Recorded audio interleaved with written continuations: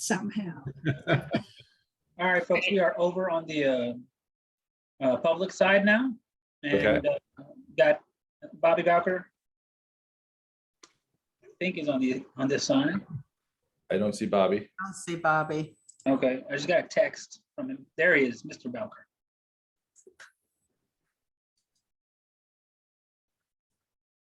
And we have Mr. Castillo as well.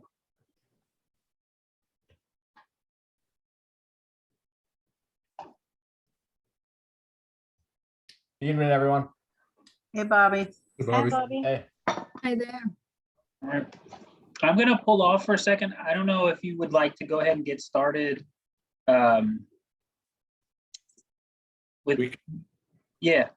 We can do introductions. We can kind of introduce Ulysses and do just a quick round robin, and you can take care of what you need to take care of. And when you come back, we'll get started. Okay. So hey, everybody. So as we get started today, I just wanted to introduce Ulysses Castillo, who's going to be joining us as an alternate member as of this meeting.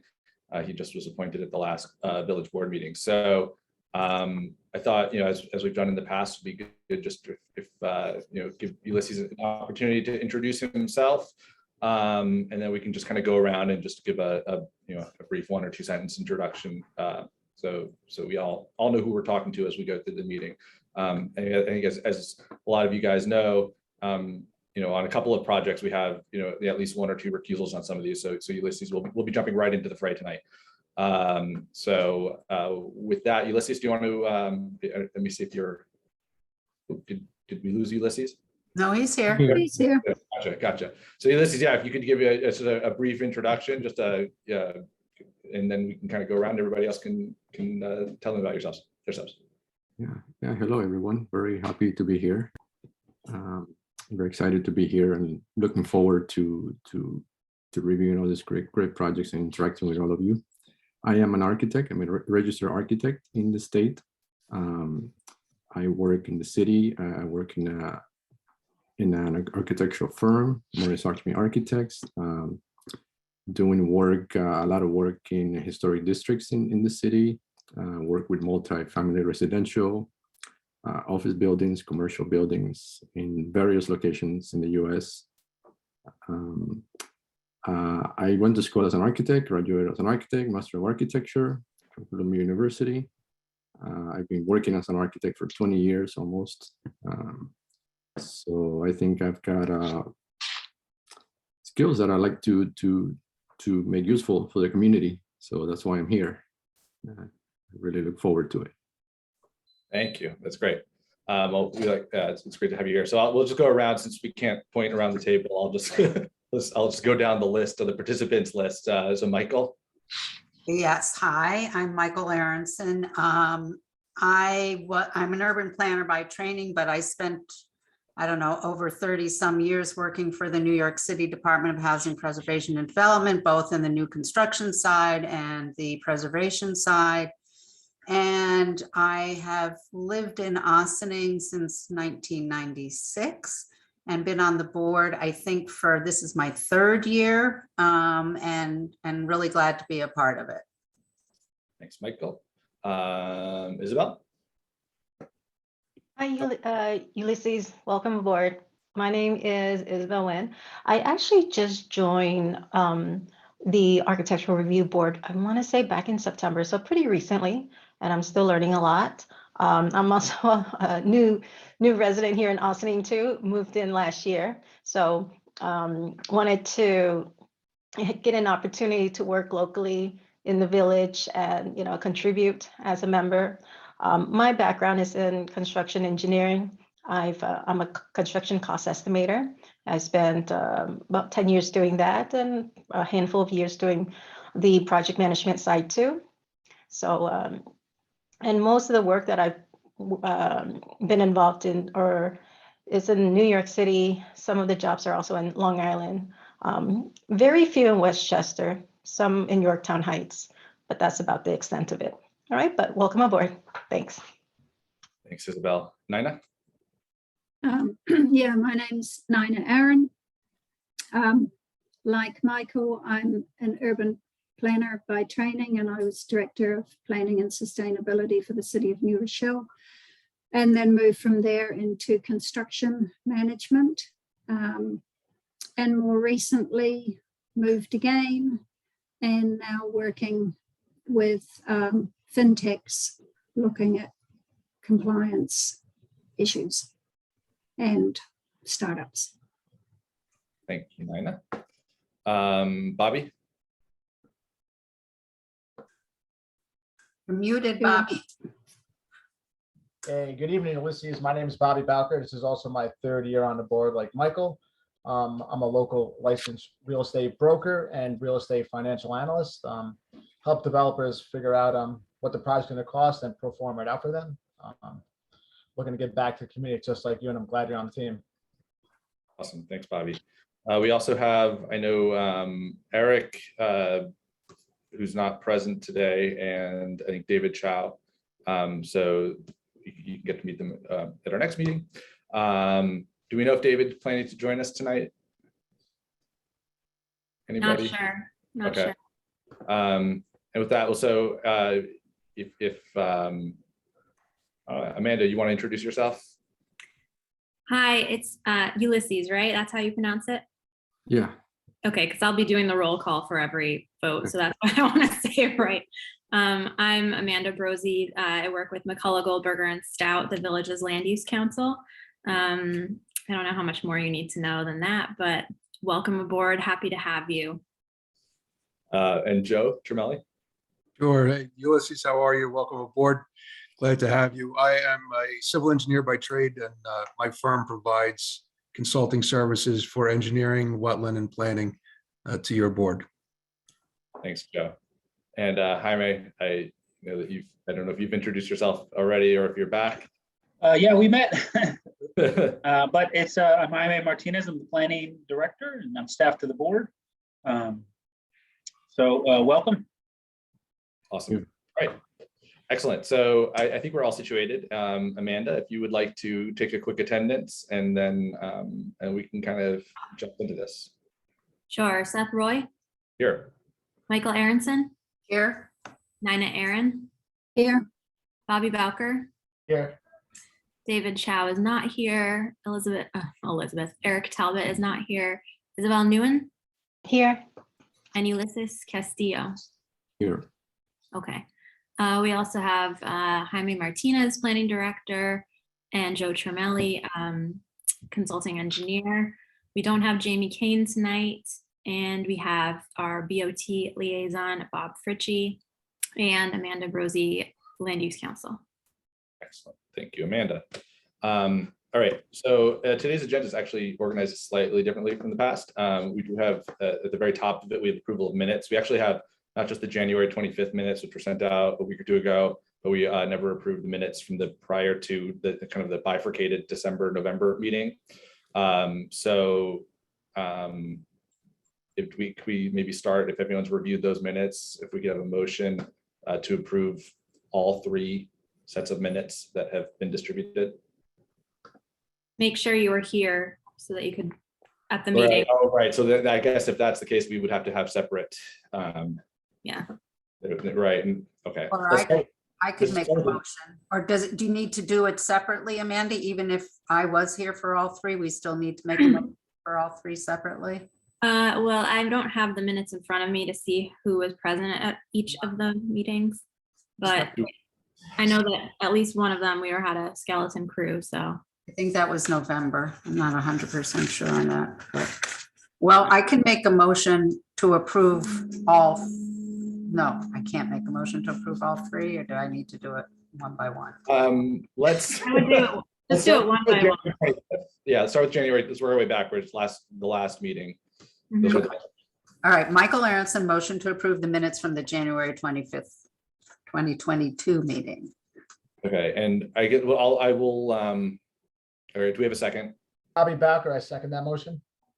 Okay. I guess just because it is a little funny with attendance, let's just do a roll call for the people who were there for that meeting, and if that's going to be too difficult.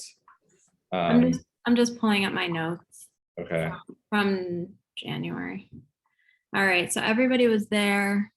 Everybody was there. Okay. So I guess in that case, are there any objections to the approval of the January 25th minutes? No objections, the motion passes by unanimous consent. So those, the motion is passed. So can we go then to the next round before the 25th, which I think is the December meeting? And Bobby, you were the only one in this group who wasn't at the December meeting. Okay, so can we have a motion to pass the December? Oh, I'm sorry, Isabel also was not there. Got it. So do we have enough present to approve those minutes? You should. Okay, because we're less Eric and Dave. Let me see. Do we have enough present? Yeah, Nina. Actually, no, sorry. So we'll have to punt on that. So next meeting, and then the late November meeting. Or is it the early December meeting? Well, I'm trying to think of how those were bifurcated. It's not listed. It was listed on the January agenda. If it's for that one as well, I was sick in November and December. I didn't attend either meeting, so we're not gonna have enough to make a quorum for either right now. If I'm Well, abstaining, right? Unless there's I think I missed the November one. right. Well, so no, are we talking about November, December 2nd or November? I want to open up the minutes from last week's meeting. Sorry, guys. Thought this would be the quick thing to get this out of the way up front. Here we go. I'm sorry, I'm working on two screens here too, so that's tricky. December 21st and November 23rd. Those were the meeting dates. Yeah, and then there was a December 2nd as well. Oh, was that a work session? No, it was a special meeting. Oh, So you just took a vote before on December 21st. That's when Bobby was not present and Isabel was not present. Let me So pull up November. yeah, right. But it was it's the 20. Those were the two meetings. Two sets of minutes that were distributed to us and what was on last month's agenda was November 23rd and December 21st. Okay, I have that Bobby was not there and Nina, I think Nina came late. There was a meeting I missed. All right, well then you must. So Okay. I think it was November. I think I was there for October, but not November. All right. So we'll have to vote on those then next session, assuming when we have David and Eric back. Yeah. Well, Isabel was there. Okay. But Well, do we still have? have 4.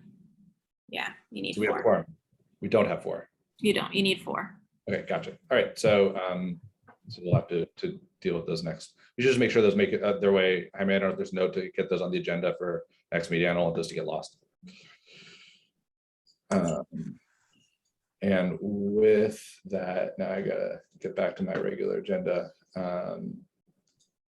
So, all right, so now we can move into new business. So Jaime, if you could give us an introduction, the only new business is 22 Market Street. Yeah, so for 22 Market Street, this is actually a extension request.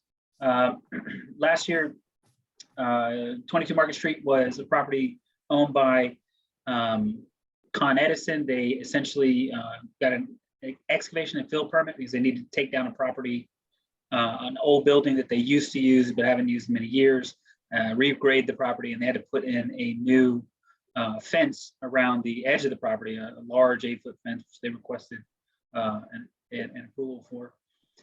The only problem is they did all the work, they did all the grading, they put in the fence, and turned out that the fence is 6 inches onto the neighbor's property.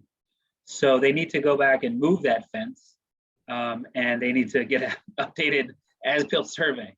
And so until they do it properly, they still have an open permit. So they're just asking for an extension for the time that it takes to get the fence moved. They would have had it done prior to this, but because of the cold weather and just general COVID disruptions, they were unable to get it done in time. So this is just an extension to finish their work.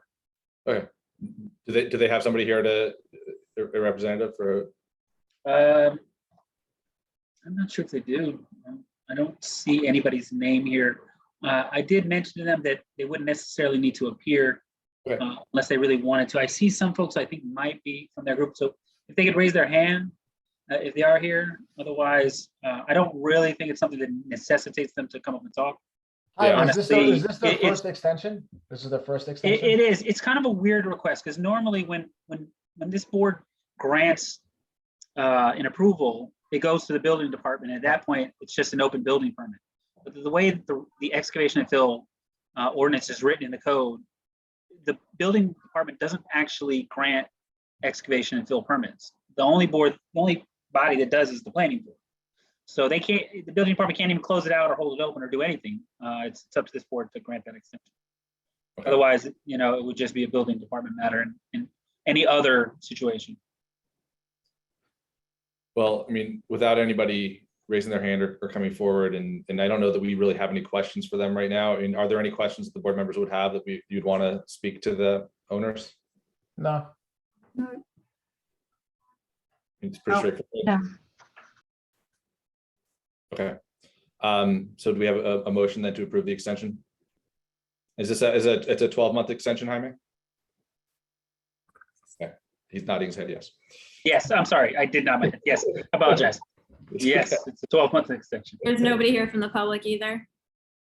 Oh, yeah, so we can. Just checking, because he usually, Would we normally, again, for an extension, we haven't done an extension on this type of a filing in a while, open up a public hearing and we have. I don't know that you're required to, but you normally do. So, before we move to approval, thank you, Amanda. Can we have a motion just to open a public hearing on this? Bobby Bowker, yep, Bobby Bowker making a motion to open a public hearing. Michael Aronson, sorry, Nina. No, go for it, Michael. Michael Aronson, second. Any objections? No objections. The motion passes. We're in a public hearing. Is there anybody from the public to speak to this extension request? Any hands that you see, Jaime? No hands. Okay, and there were no other emails or any other public commentary that was distributed regarding this project, correct? No. Okay, No emails. so that being said, do we have a motion to close the public hearing on this extension request? Michael Aronson, motion to close the public hearing. Bobby Aaron, Bowker, second. I'll go for it, Nina, go for it. Okay, Nina, Aaron, second. All right, any objections? No No. objection, motion passes. The public hearing is closed. We now have a motion, because we've already discussed this, to approve to grant the 1-year extension. Nina, Aaron, motion to approve the extension. Bobby Bowker, I second the motion. And we'll do a roll call. Seth Roy, Aye. Michael Aronson, Aye. Nina Aaron, Aye. Bobby Bowker, Aye. Isabel Nguyen, Aye. Ulysses Castillo. Sorry, I was muted. Aye. Okay, so that's a vote. 1, 2, 3, 4, 5, 6 in favor. Excellent, thank you. All right, motion passes, and we can now move on to continuing business. So Jaime, if you want to give us, kick us off with BAR 01-2022, this is 3 Sherman Place. Yeah, so let me just pull up the item, share my screen. So the this application, 3 Sherman Place, came in before you last month. They were applying to build one single-family home. There were some questions about how the property looked in relation to neighboring properties. They submitted new documents detailing all the changes that were going to happen, how it was going to look in comparison to the neighbors adjacent to it. You can see here, this is the elevation from the adjacent building. This is the new house as proposed. It's sort of built up a little bit. It is a little taller than the adjacent building, but not much. These are, more details on the different types of windows and materials that they're going to use here. These are the adjacent properties. So this is, it's not really built like this because there are 2 properties here, but this is for scale. You can see this is one house in the neighbor nearby to the neighbors, and these are other houses nearby to the neighbors. They have shown where these are located in relation to properties around the area. So it kind of gives you a sense of the scale of how big this house is compared to how big the houses are in the surrounding area, which was one of the main questions that I think everybody had here. And there's just some more details. They actually provided something at the last meeting, but there's some more details about, like, you know, hardy fiber cement, sanding, stucco, stone veneer, and so on and so forth. So we do have the applicant here, though. Yeah, So if there are no more, there's nothing more here to cover. So if you want to bring them in. please.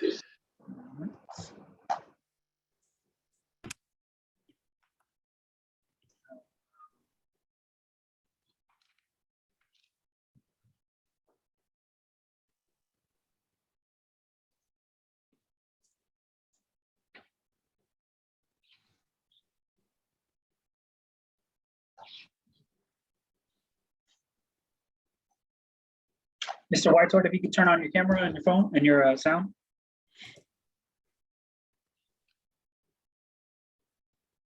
Hello, everyone. How are you doing tonight? Hello.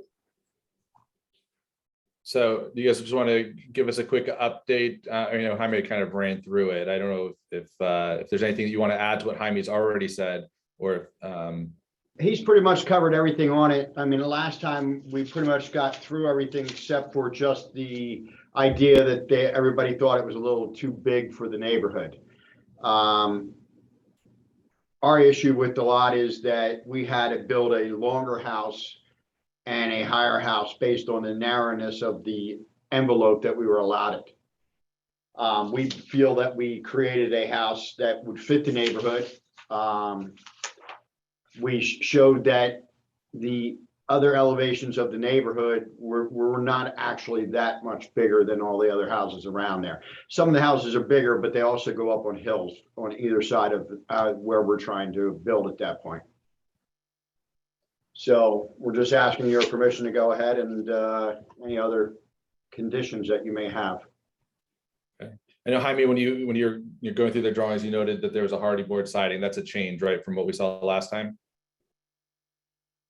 Correct. They originally came in with a vinyl siding. So they upgraded the materials to hardy board, which is much more durable, obviously, than a vinyl siding. Looks nicer, generally speaking. Is it the same color palette that we saw before? I know I Well, had. Yes, it's the same color palette on this house, yes. So the front is still stucco and then the sides of the property are the hardy That board. is correct. And then we raised up around the three sides on the bottom about 2 to 3 feet, just to the window level. We're putting stucco all the way around there instead of good. It originally showed siding all the way down to the ground.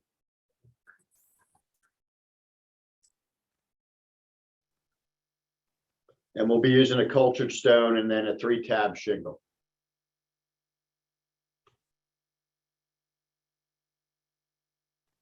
Other questions from the board?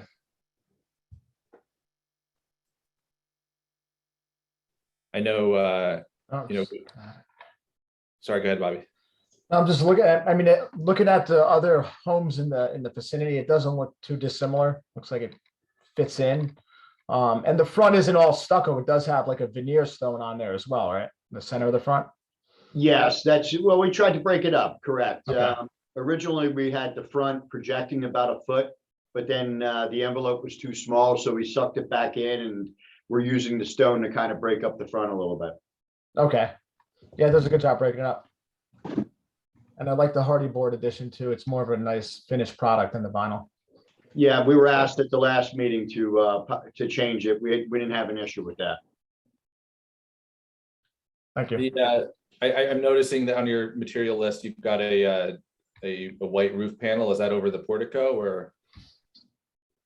What do you mean? The white roof panel? Gauge, like a. Yes. Deal. We're gonna put that over to porte shear. That's correct. Like a standing seam. Yeah.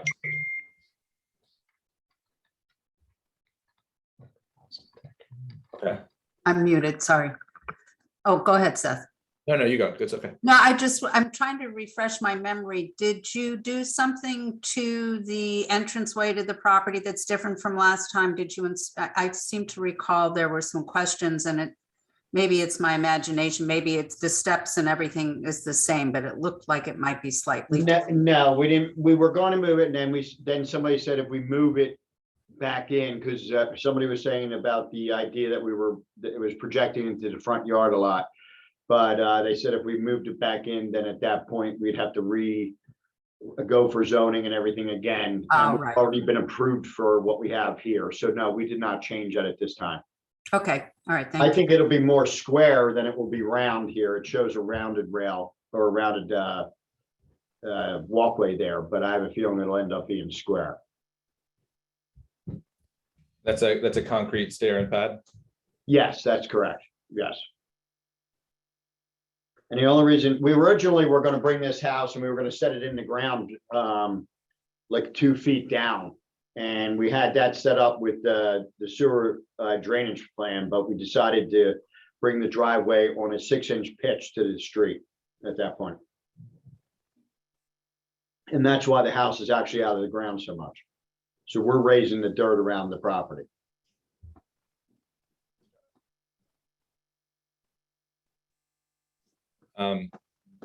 Other board comments or questions? So looking at the rendering then with what you're saying, is there still that wall at the driveway? We don't want to have a digging retaining wall. down? We don't want to have a Okay. retaining wall. We want to slope that. That was just in the rendering.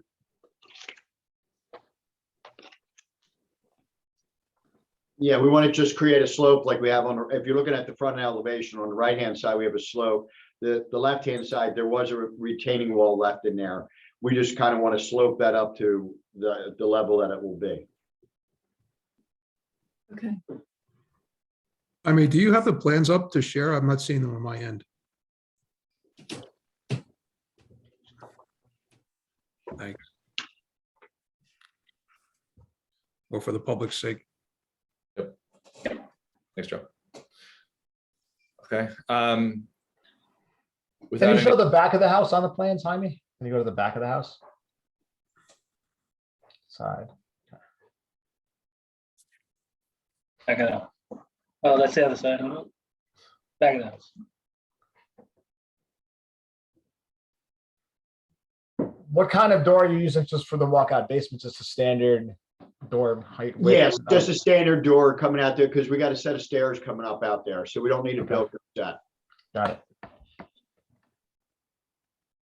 We tried to keep everything basic and give the homeowner everything they wanted so they don't have to come in and try to do anything different. We originally were actually at one point trying to get a separate car garage to make the house look a little smaller, but we couldn't get it to fit in the backyard properly with the lot that we have. And we found that if we put everything together on the house and just make them a little bit longer, we're actually retaining a lot more land in between the houses than what we would if we tried to separate things and make this a little wider.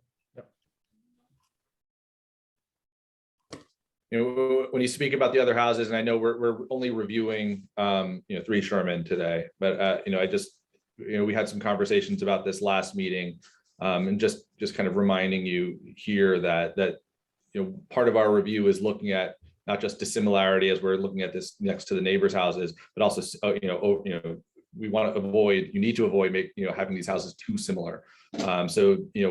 If we're going to be looking at more designs on these adjacent lots in the future, I want to make sure that you're mindful of that as you come back to us. Yeah, we've already internally started talking about it to figure out, because the house we have designed kind of fits all the lots without breaking the zoning too bad. So the inside, we're kind of looking to keep the same. So we figured maybe maybe the next door house, we do a hip roof one instead of gable roofs, give it a completely different look.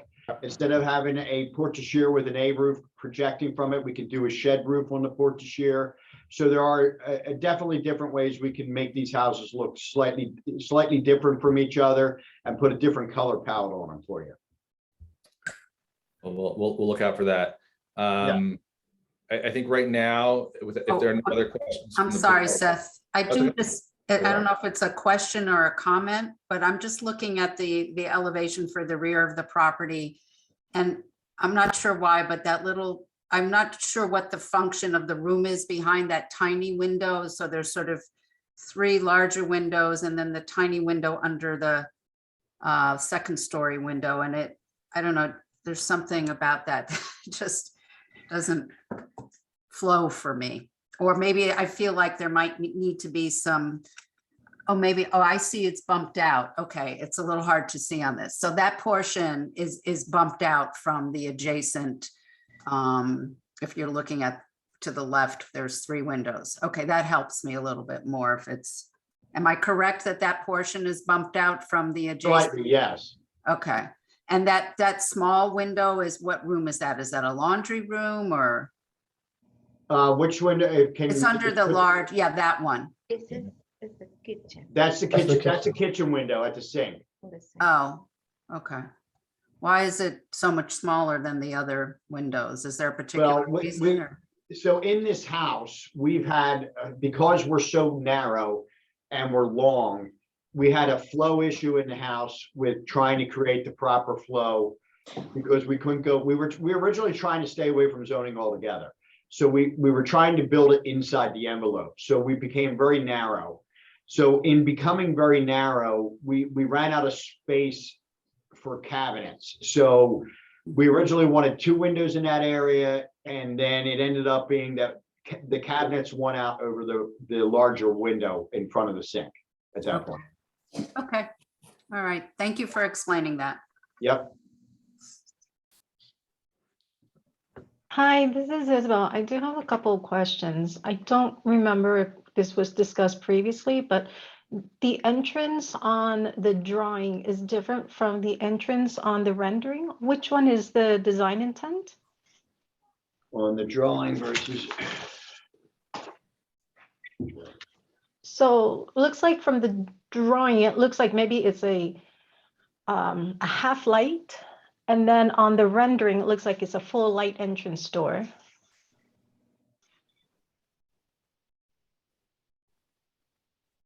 Oh, I see what you're saying.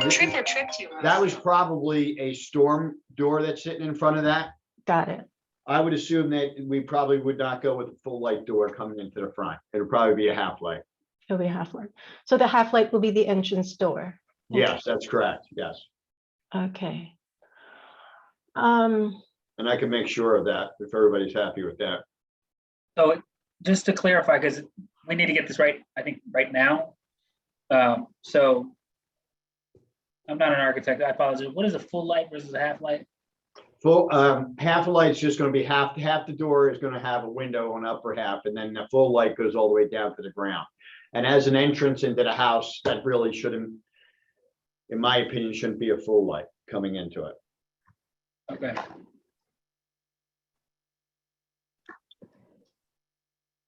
That was just probably a rendering issue on our part.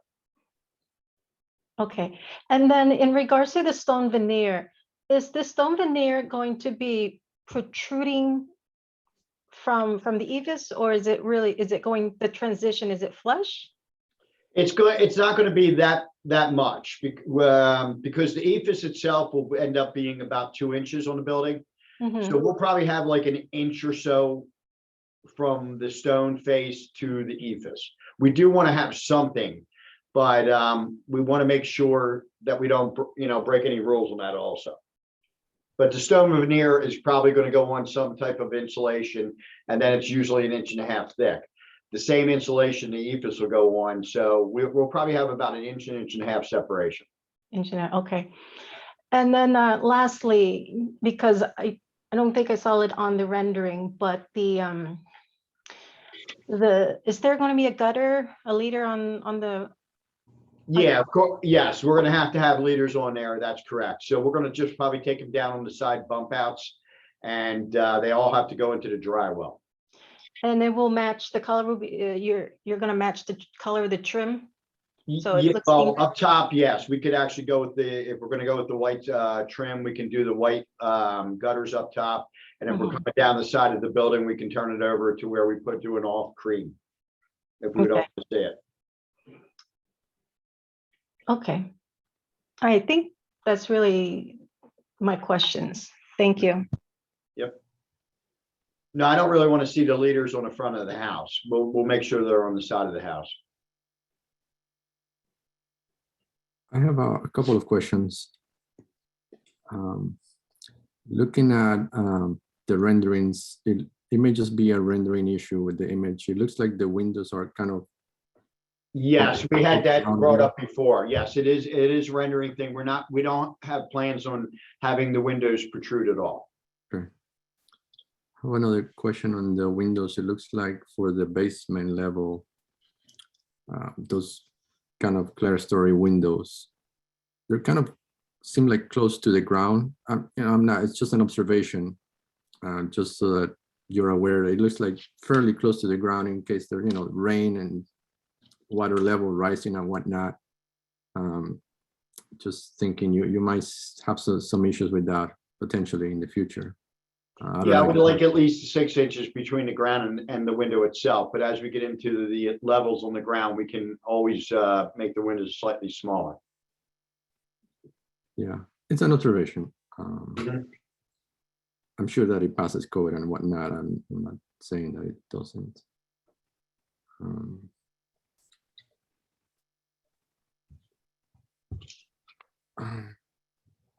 Okay.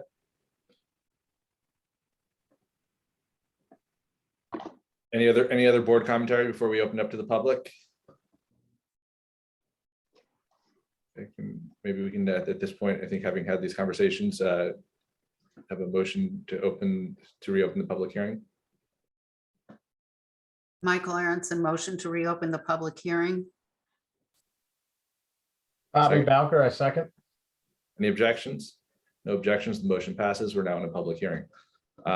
So if there's anybody here from the public to speak to this application, you can raise your hand and Jaime can pull you in. Do we have anybody? Nobody. Okay. And no new comments or letters that were submitted since our last meeting.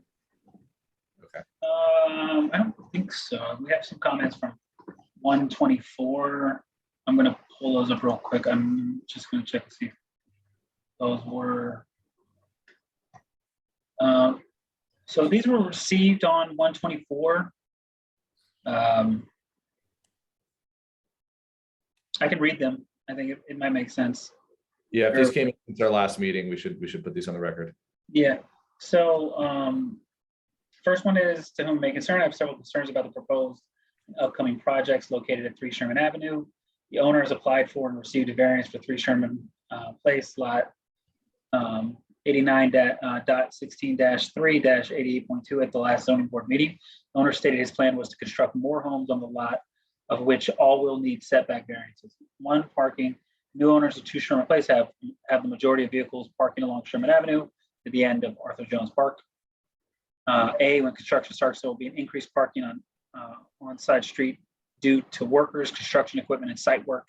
There may be other temporary and permanent factors. B, during lunchtime parking, Delgado's Deli will overflow onto an already congested street. 2, Arthur Jones Park. A, as of now, there are very few parking spaces on Sherman Place for people wanting to use Park. Most people have to find spots on Park Avenue. 3, traffic. A, there will be increased traffic and noise to our quite, I think they mean quiet residential neighborhood. B, due to the parking on both sides of Sherman Place that exists now, there's not enough room for 2 cars to pass at the same time, and there are a few places to pull to the side so a car can pass. It is worse when trucks are involved. C, emergency vehicles will not have the room to go through the street safely. 4, noise. A, people trying to use Arthur Jones Park want and deserve a quiet place to go. Sincerely, and I can't read that name. So it's from 16 Marshall Place. Second letter appears to be the same letter. It's the same exact letter. Signed by a different person. So Same Thank you. address. his name, yeah, same address.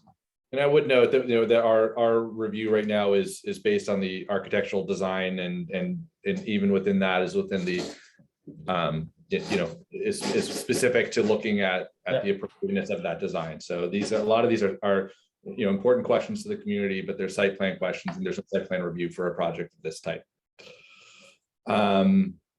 Okay, so with no other comments, can we have a motion to close the public hearing on this project? Bobby Bowker making a motion to close public hearing. Nina Aaron, second. Any objections? No objections, the motion passes. The public hearing is closed. I mean, I think at this point, I think that the project looks reasonable. I don't have any, major objections myself. I don't know if anybody else does or wants to put any conditions on here that we haven't maybe spelled out so far. I just have one question for John. How many off-street parking spots are being provided, including garage parking? You'll have probably, well, actually, you'll probably have about 6. I mean, if you cram them in there, but it's going to be 4 comfortable. You can put 2 in the garage and 2 in the driveway comfortably. Got it. Thanks, Which is John. going to take it off the street. And then, everybody's saying something about the parking on Sherman there. When we have that bid, that's the bid that's going to be opened up, we're now going to pretty much inhibit people from parking in that space there. So it's going to start to decrease the cars along that road as we put these lots in. We've also internally talked as a company, and going forward, which we're going to be submitting other buildings, we want to probably try to use one of the lots as our parking lot for our construction workers to take the idea of the trucks off the street there, so we don't cause congestion at that point. So we're going to try to work with the neighbors and everybody else to try to keep this as pleasant as possible. I just have a question for Amanda and the board members. Do we want to, with our approval, just put a condition that the other buildings, when they do come forward, be, as we stated before, slightly different design, slightly different color palette? Or do people feel that's not necessary? I mean, I don't know how long it's going to take before these other projects come before the board, and whether we'll all be here at that time or not. I'm flexible, but I just wanted to put it out there. I think that's a good question. But since this is the only application you have in front of you right now, and you've given the applicant fair warning that you'll be looking for that in the future, I think you've done your job in terms of letting them know that they should be wary that that's part of your purview. But I think just focus right now on this application, and when they come again, with other applications, they've had fair warning, and you can, vet those according to the code. Okay, great, thanks. And I also just wanted to, before you take any vote, Ulysses, unless you've had a chance to look at the January minutes and or video and familiarize yourself with this application, since it's not a brand new application, I would say if you feel comfortable that you've familiarized yourself with the record, you can go ahead and vote, but if not, you should hold off on voting for this application. Understood. Thanks, Amanda. Okay, I mean, I don't know that we really discussed any conditions. I think Isabel's question regarding the leaders and making sure that the leaders are kept off of any street, any street facing facades would be, I think, reasonable. And that they would be the color of the trim. Were there any other conditions that we touched on? No, it seems like No. Okay, so based on that, can we have a motion? Anyone willing to make a motion to approve this project? Michael Aronson, motion to approve. Bobby Bowker, I second that motion. And we will do a roll call. Seth Roy, Aye. Michael Aronson, Aye. Nina Aaron, Aye. Bobby Bowker, Aye. Isabel Nguyen, Aye. and Ulysses Castillo. Aye. You can either I would say abstain if you're not going to vote, Um, or if you've had a chance to familiarize yourself with the record, you I've can. had a chance to familiarize myself with most of the projects, so I feel comfortable. Okay, fair enough. So go ahead. Fine for me, thanks. Okay, thank you. All right. All right. Thank you guys very much. Appreciate your time, and maybe we'll see you back soon. Thank you. Thank you. Okay.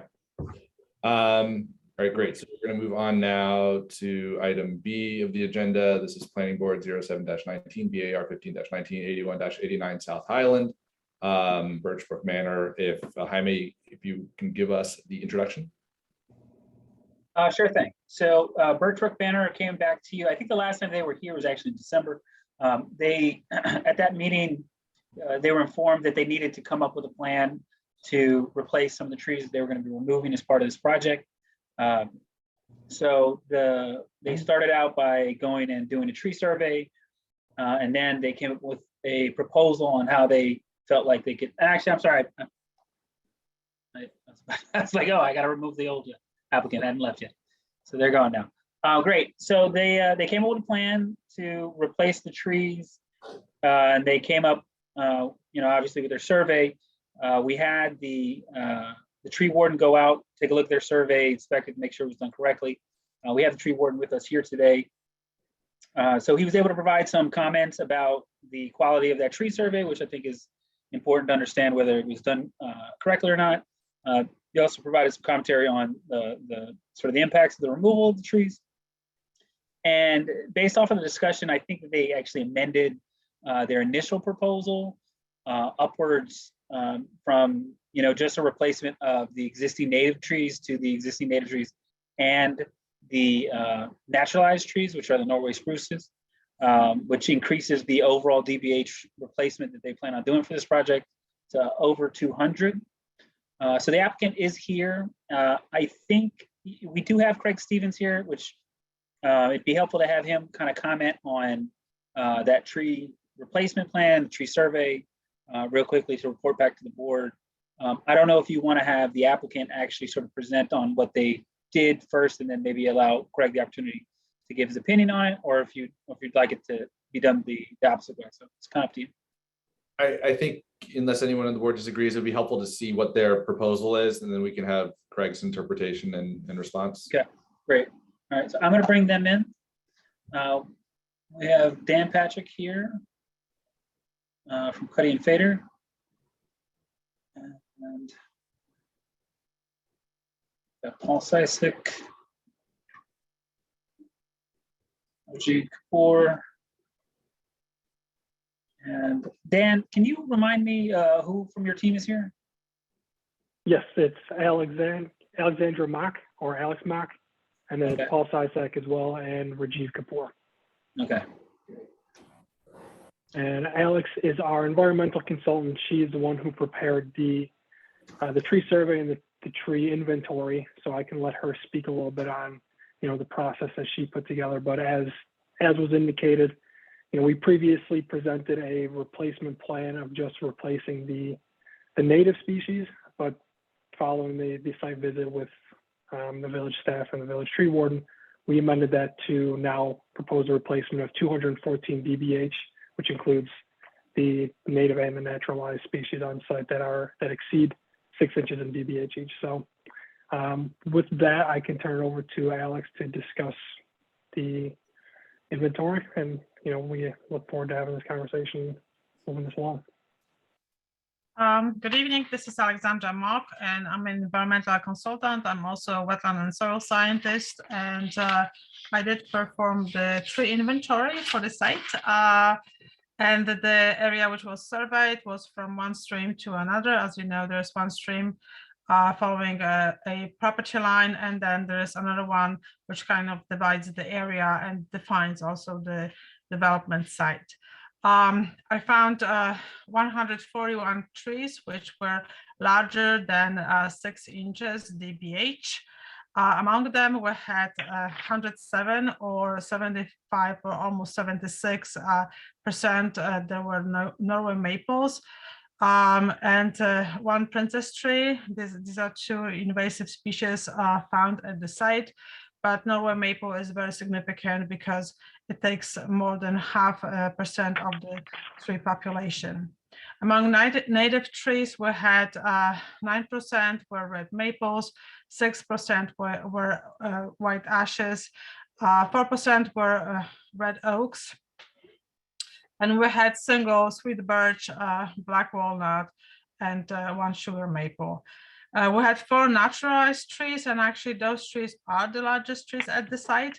They are Norway spruces, and they are naturalized because they are not native, but also they don't have any invasive traits. So they are actually adjusting to the natural habitats, and they are being recognized by wildlife, and they are giving more environmental services than invasive species. Invasive species compete with native vegetation and provide very little food source and services to wildlife.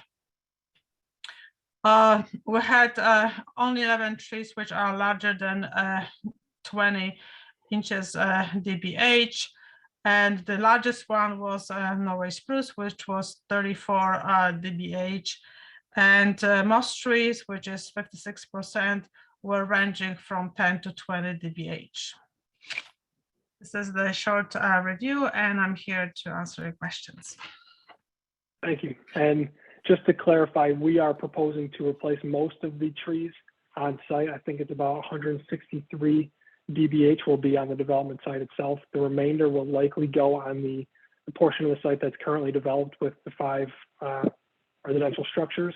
And anything that can't be, any of the 214 dBH that can't be placed on the development site or the existing site, and we'll work with the village to replace them somewhere else, you know, at a park or another designated location with the assistance of staff and the tree warden, of course.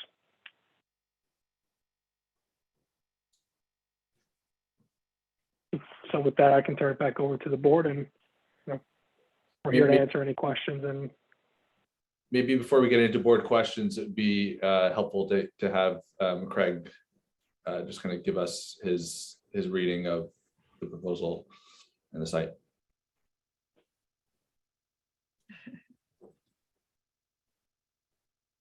Craig, you're muted. Craig, you're gonna have to hit the mute button. Hit the mute button so you can turn your sound on. There you go. There we go. Can you hear me now, as I said? Yes. Got you. Thank you.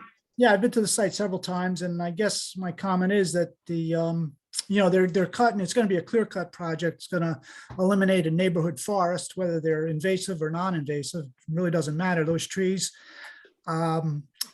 make oxygen, they take carbon dioxide out of the air, they reduce sound in the neighborhood. So again, they're valuable to the environment, and whether the developer could ever replace a forest that's being taken down, it's unlikely. So the more that they give back to the community and the more trees they put back into the environment, the better it is for everyone. Anything, you know, regarding the presentation that we just received from, you know, from the owner's environmental engineer that you disagree with, or is your interpretation at this point of their site, the breakdown of the trees? I think, are we all on the same page with everything as far as their site plan, their tree plan? Yeah, the tree survey, Craig, could you maybe talk about the quality of the tree survey? You evaluated that in one of your letters. Oh yeah, the tree survey was top notch. It was great. I was impressed. It was very good. Did a good job, Alexandra. Yeah, no, it was right on target. It was good. Complete inventory. You know, it's very well done. I mean, there's concern about the streams. It's very close to the streams. The streams need to be shaded. And, you know, I looked at the site plan, maybe with the parking lot, it's going to be kind of close to the stream. So you're not going to be able to have huge trees that are shading the stream between the parking lot and the stream. And some of the trees that they want to remain or are listed to remain, they're in bad shape, and they need to be, I know one of them needs to be removed for safety reasons, and other ones need to be pruned back because there's going to be a parking lot nearby. So just for safety reasons, they need to be pruned when maybe before, you know, while construction's going on, so the contractors don't get boinked on the head by branches falling out of the trees.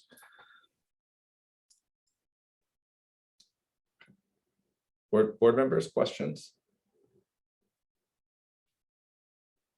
Yeah, Craig, thank you for what you said about the fact that this is an urban forest, and once it's gone, it's gone. They're not going to be able to replace it.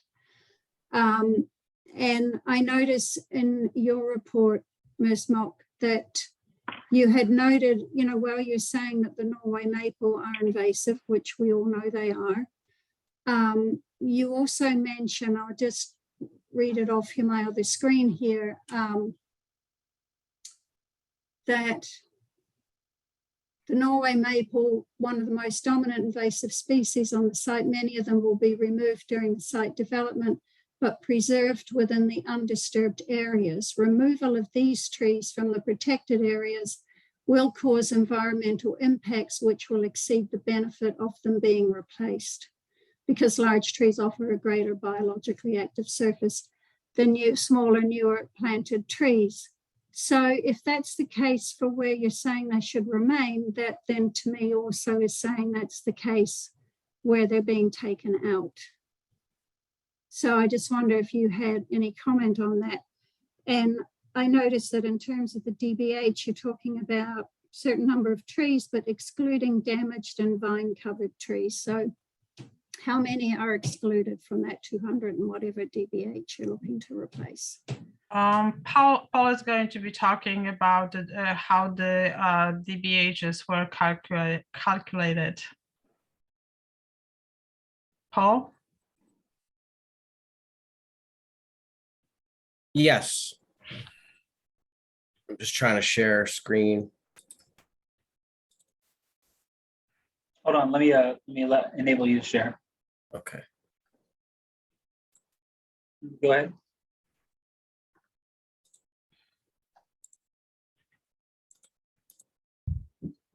Okay, so can everyone see the screen now? Yes. Yes. Okay. So what we did was we went down the 141 trees that were surveyed. And in this native column, when it said yes, we went and we saw if it was going to be removed. So we highlighted the trees that we were going to remove that are native, as well as naturalized, and we highlighted them. And that was included in the submission package. So the ones that we did not include are the vine covered or damaged native trees. And there were not many of them, but they were, let's see, none on this page right here. There was one here, a 20-inch black walnut that we did not include. And here are the naturalized ones that we did not include originally, but we were asked to include after our field meeting, which we did. And so those add up, the ones that are highlighted. We didn't have any here.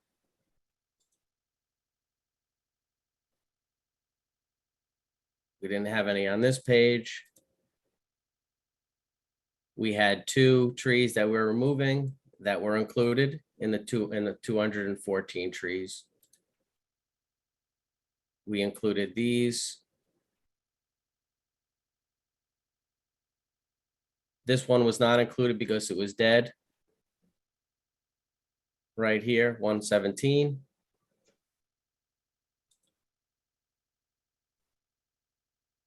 And then this red oak was not included, that had broken branches and vines. So we had 2 trees that were native and in poor condition that we did not include.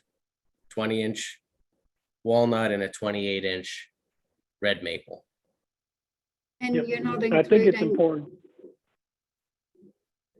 sorry, I I'm was sorry, just going to go on. say, so you're not including any of the Norway maples that are coming out?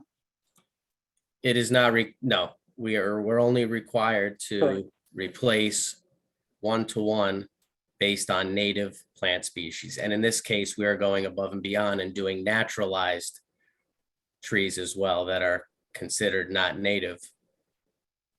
So we're including over 100 caliper inches of native or of naturalized trees in our calculation. And So, we are proposing now to significantly increase the amount of trees being planted as compared to the site plan approval that was granted back in 2024. The project has not changed since then, aside from, we're adding more trees off-site and on-site to, better accommodate any removal of trees. So this is a significantly better plan than was previously. mhm. That is approved. So I think it's important to note that this, the trees were considered previously when the board adopted the negative declaration, and we are improving circumstances significantly with the additional plantings being proposed. Just to put it into perspective, if you remove one 24-inch caliper tree, which could be typical in a scenario, and you're typically proposing deciduous trees at a 3 to 3.5 inch caliper each tree, which could cost you well over $500 to $700 to even $900 in some cases. You're planting 8 trees at 3-inch to 3.5-inch caliper to provide the 1-to-1 mitigation or replacement value that the Village of Ossining requires. So that is a substantial replacement, that you're getting per tree.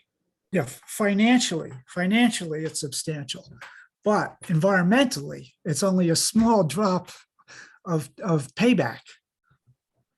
I'm not going to get into an argument. Okay, so Right, I would- I'm just saying that, let's face the fact that it would be extremely expensive to replace all the diameters of the trees coming out. So yeah, we gotta negotiate out something. But the so- other way to look at this could be that you are making actually a good investment in the future, because the new trees are going to be all native. And if we are leaving our maple population in this area, they're going to be keep sitting around and not only affecting the adjacent area. And as Craig knows, we were all both admiring the beautiful woodland next door. So that's basically what the native invasive Norway maples are going to be moving into. So we will just protect this area and protect them from spreading. Yes, they provide the biologically active surface, they do photosynthesis, carbon sequestration, they do allow for the stormwater management. However, they are not native and they do very little for the soil formation and the food web, which needs to be supported, and for the wildlife habitat, which is very important. Can we actually pull up and just take a look as we're talking about the replacement, just so we can kind of see in front of us what the replacement plan is? I know that some of it's on this site, some of it's on the adjacent site that's being subdivided off. So we can have that. So currently, we just have the replacement plan for this site. We're still working on the replacement plan for off-site. It hasn't been determined how many is going where and, the types of trees being replaced, but we are committed to replacing the whole 214 diameter. Yeah. So part of the things I think that we'd like to get hashed out today are, number one, obviously, is the question about whether or not the planning board deems this acceptable or not.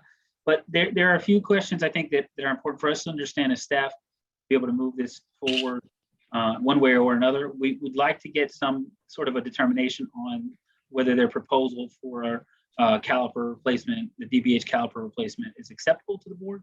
So they're proposing to replace all native species trees that are going to be removed, as well as all naturalized species. They would not be replacing the dead or dying trees. They would not be replacing the invasive species trees. That with the acknowledgement that 75% of the trees that are there are, in that category of not to be replaced. The ending number for them ends up being, I guess it's 214 inches. Is that correct, Dan? Correct. All right. Yep. So I think that's one number I think which is going to be super useful for us to know, because that's going to go into ultimately an amended negative declaration, as well as any final detail that has to be signed off here. We also need to come up with a strategy for the actual plan. And staff has discussed what we think is probably the best approach to coming up with a tree replacement plan here. We do understand that the applicant plans on replacing as many as they can on site. Secondarily, they would be replacing them on the site that's going to be subdivided off, the original Birch Manor site. And then the third option would be to work with the village to replace it on public lands. There's no final decision about where those trees will go. And that's something that's going to take some time because they need to figure out whether or not the locations where they want to place them are going to work. So we want to know if that's a plan that's acceptable. The recommendation would be that this board agree on a final number on the DBH and that the tree replacement plan could be approved prior to the approval of a building permit, and that the work on the tree replacement plan be completed prior to the provision of a CO for the final properties. And then the other part of this is just the general provisions around making sure that whatever trees that they do plant are able to survive for a significant amount of time. I kind of lean on Joe Tremelli here, whether it's a year or 2 years, sort of the standard practice that you would want to use for that. Yeah, Jaime, typically what we see is a 1 year survival rate of 85% or better. And in addition to the conditions you mentioned, we would recommend a planting bond go along with that as well, so that at the end of the, if we decide if it's a year monitoring period, at the end of that year, if an evaluation is done and we find that the trees have survived, that bond be released. So that, you know, that bond would ensure that the planting takes place, it not only take place, but that they survive. Yeah, and I think the planting bond concept was also part of Craig Stevens' letter to the board, to the tree warden's letter to the board as well, out of concern for whether, you know, there are changes to the ownership of the project or whether the project loses its financial viability down the road. Those trees are cut, but then aren't replaced. It's sort of, there's no way to go back and get that done unless you have some sort of, you know, I think he's alluding to a performance bond there. I don't, he just didn't use that term, but that's what he's essentially referencing.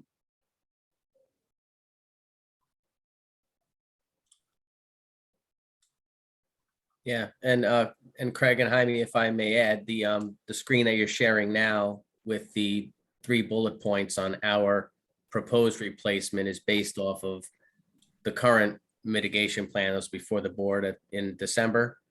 So what we did was we had 3 categories. We had deciduous trees that had a caliper inch proposed. We had deciduous trees that had a height proposed, and we had evergreen trees that had a height proposed. So we applied, you know, caliper inches for credit per those plantings that we felt was reasonable, because our proposed deciduous trees are 3 to 3.5 inch caliper. We took a 3-inch caliper credit, the low end, because typically, Craig, tell me, you typically get the low end when you get a planting size spec. And the deciduous trees of the 8 to 10 inch height, we also took a 3-inch caliper credit for. And then the evergreen trees from an 8 to 10 inch height, we applied a 4-inch caliper measured at 6 inches above the ground for that. So we feel that was reasonable, but we wanted to point that out to make sure that the board was aware of what we were taking credit for, and we will be applying that same strategy to the additional plantings that will be located either, you know, on the Birch Brook Manor parcel or elsewhere in the village. So that's the 163 that you're proposing to replace. Yes, we have 163 per our current plan. We're going to have to find a place for 51 more caliper inches somewhere else at a minimum. So, I mean, board members, do we want to, you know, weigh in on Jaime's kind of question? I mean, where are we with this 214 number, which is, you know, I think they've described pretty in a detailed fashion in terms of how that was derived.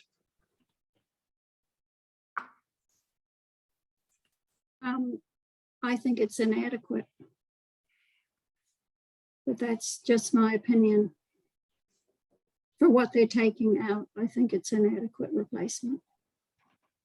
And it may be all that is legally required, but I still think it's inadequate. I also noticed that you're looking at green giant arborvitae as one of your replacements, and I'm not convinced that that's truly a native tree. Yeah, one of the, I see the red oaks in there, you know, there's a disease, red oak wilt going around, and who knows, they plant the trees, if that comes through the area, it's gonna wipe out all the red oaks. So like the ash trees are all going. So sometimes we have to embrace those introduced species because they're resistant to all this stuff that's coming in from China to killing our trees. But it'd be nice to see some larger shade trees, maybe some basswood. They're nice big shade trees. So some other things other than just the red maples and the red oaks.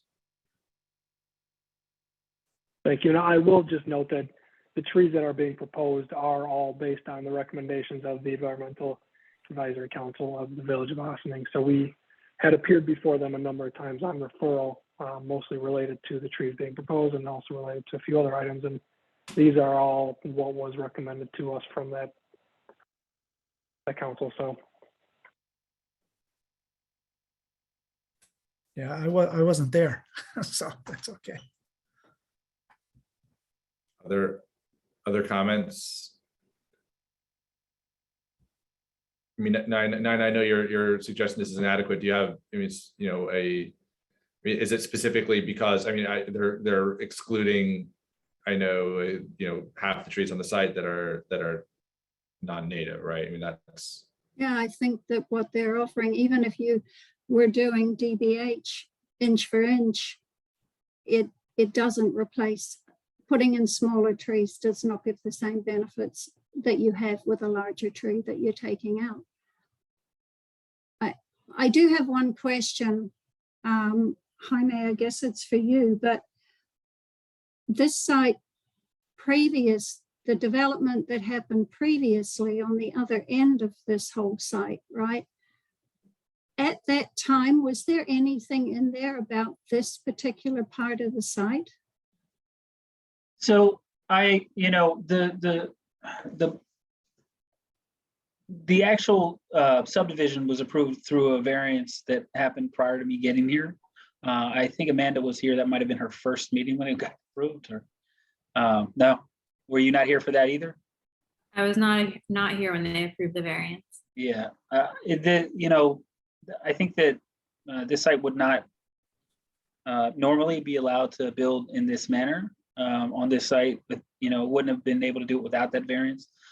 So the variance is, I think, sort of the complicating factor here for, I think, at least some members of the public who think that this is not an appropriate use for the site. Unfortunately, they, you know, fortunately or unfortunately, depending on how you look at it, they were granted a variance, which allowed this application before. And so, you know, I think it's a tough situation, but part of I think the impact of, you know, this application and other applications is to do a re-examination of some of the, you know, some of the different regulations that we do have here, whether that's wetlands or the tree ordinance, which is now under review by the EAC. So it may impact things in the future, but I you know, right now, I think you do have an application in front of you with a proposal in front of you. And I think what would be easiest for us as staff is to, if you have an issue with the sufficiency or sort of like whether it is sufficient enough, if you have a recommendation on how they can change it, then you can provide it. I think that's kind of where we are right now. But to Nina's question as to whether there's anything in the ZBA resolution about what can happen on this site, the answer is probably no, but we don't know the answer to that. And the subdivision is not complete yet. The final subdivision is before you. So. And I'll take a look at the old zoning to see if I can find something on the zoning stuff right now.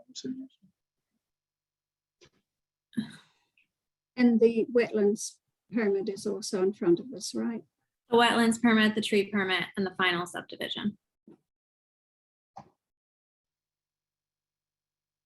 And just to bring the conversation back around to other things that can happen tonight. I mean, I was also hoping that you guys would be able to discuss an amended negative declaration. This is something that we had talked about back in September when the applicant was before us, because a negative declaration was made back in 2020. And since the wetlands law was adopted and now there's extra wetlands mitigation being proposed that will be done by the applicant, and now that the tree situation has developed, you know, and we have much more information about the trees, it's probably a good idea, which we had discussed in September, to amend the negative declaration.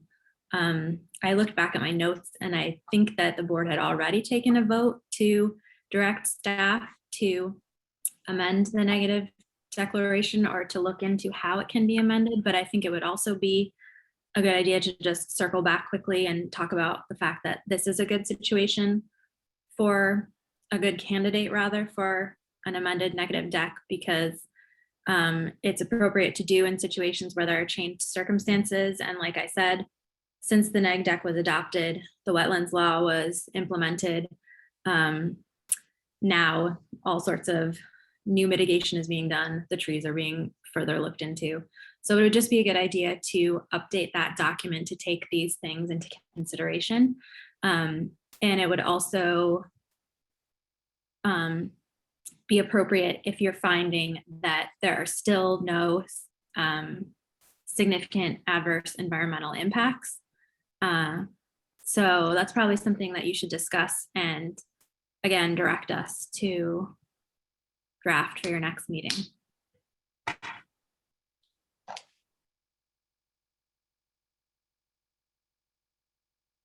Yeah, I mean, I think it would be helpful to hear. I mean, I don't know what other questions and comments. We kind of come back to the, you know, with both the wetlands mitigation and the tree permit. I mean, they're obviously very much locked in together, and then, you know, after that comes the final subdivision. So, you know, it's helpful to hear Nina's perspective on this. I think it would be helpful to hear, you know, any other kind of opinions on the appropriateness, especially I think of the tree survey, kind of going back to something I think a little more concrete. We talk about and then use that as a way of advising staff, both in terms of going back regarding the tree replanting plan, as well as you know, the potential amended negative declaration, which I think you're right, Amanda. We did ask you guys to start working on that. And then we didn't hear from the applicant for a few months. So other projects bumped up in the priority list. So exactly. No, we've had a lot going on. And there's a lot that we needed to wait for to see. It's not really a conversation that we could have until they came back, you know, with what we're looking at right now. So I mean, it's all tied together. That's a good point. So I'm sorry. No, go for it. I guess for me, I feel a little bit lost here because I did look at the plans, but I'm a little unclear as to the trees that we're talking about, the relationship between the actual development site that you know, that part of the subdivision versus the remainder of the site, which I guess is the wetlands and the forest. And I know they talked about replacing a certain number of trees or putting a certain number of trees on the development site, but I'm just a little confused with the overall site in terms of where the trees that are being lost that will not be replaced versus the ones that will be replaced, if that makes any sense. And I don't feel very knowledgeable about this issue. I really defer to Nina and respect her opinion on this. So, but for me, it's almost like a basic, show me where the trees are coming, are not being replaced, and where they will be replaced. Let me pull up the plan here that will kind of show It you. could be the removals plan. Yeah. So this is Walden Road right here. The property is essentially a big rectangle that leads all the way over to Highland Avenue, going off this. This is the area where you can see the removals are going to take place. these are, this circle here shows which ones are going to be removed to help you understand. The building's essentially going to go in this general area right here. I can pull up the plans to give you. Oh, okay, can I ask like a really, really stupid question? No stupid questions. Yes. Why, if only a portion of the site is being redeveloped, why are the trees on the remainder of the site going to be disturbed? Is it for construction staging or? This area doesn't have. We're as not many removing trees. any trees. Yeah. Jaime, We're why not don't you removing let any them? other trees aside from the, all the trees that are being removed are in the development portion of the area, which is the eastern portion of the site that you're looking at right now. We're not removing trees on the far currently developed portion of the site, but we are proposing to locate some of the new trees on that site just so they're closer to where they were removed from, as opposed to putting them somewhere else in the village. So we want to keep the replacement trees, as many as we can, as close to where they removed as possible, but we're not removing trees from the opposite side. That's not being Okay, developed. yeah, that is really helpful for me. Thank you. Yep.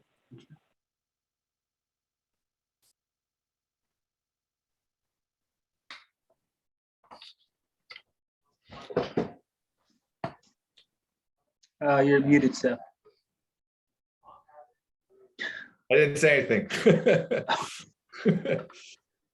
Just my mouth was gaping open. All right, so I don't know if anybody else wants to speak to this, and I don't know if there's anybody from the public before we can, we can still kind of wrap up this conversation on the back end of it.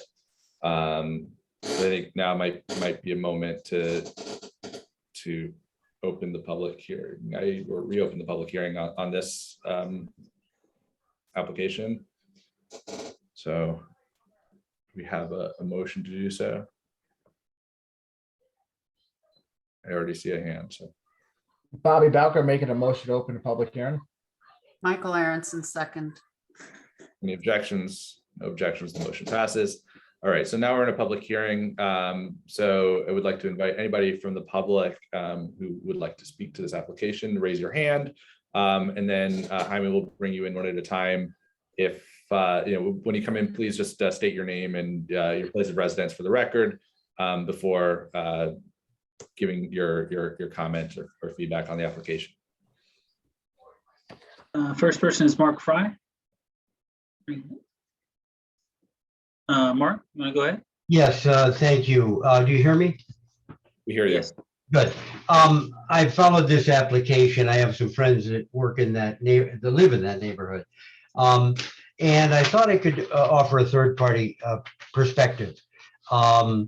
I see that the Environmental Advisory Committee has certain recommendations. I see that Craig Stevens has a lot of expertise.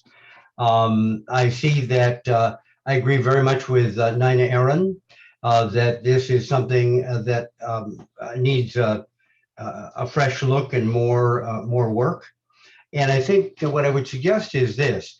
On the other hand, I can see a developer or representative of developer who's willing to take instruction from the board. So as a number one thing, I might suggest that the tree warden and the planning director and Nina Aaron and Craig Stevens and Michael Aronson and representatives of the Environmental Action Committee get together and create a very clear recommendation for the optimal reforestation, if you want to call it, on that site.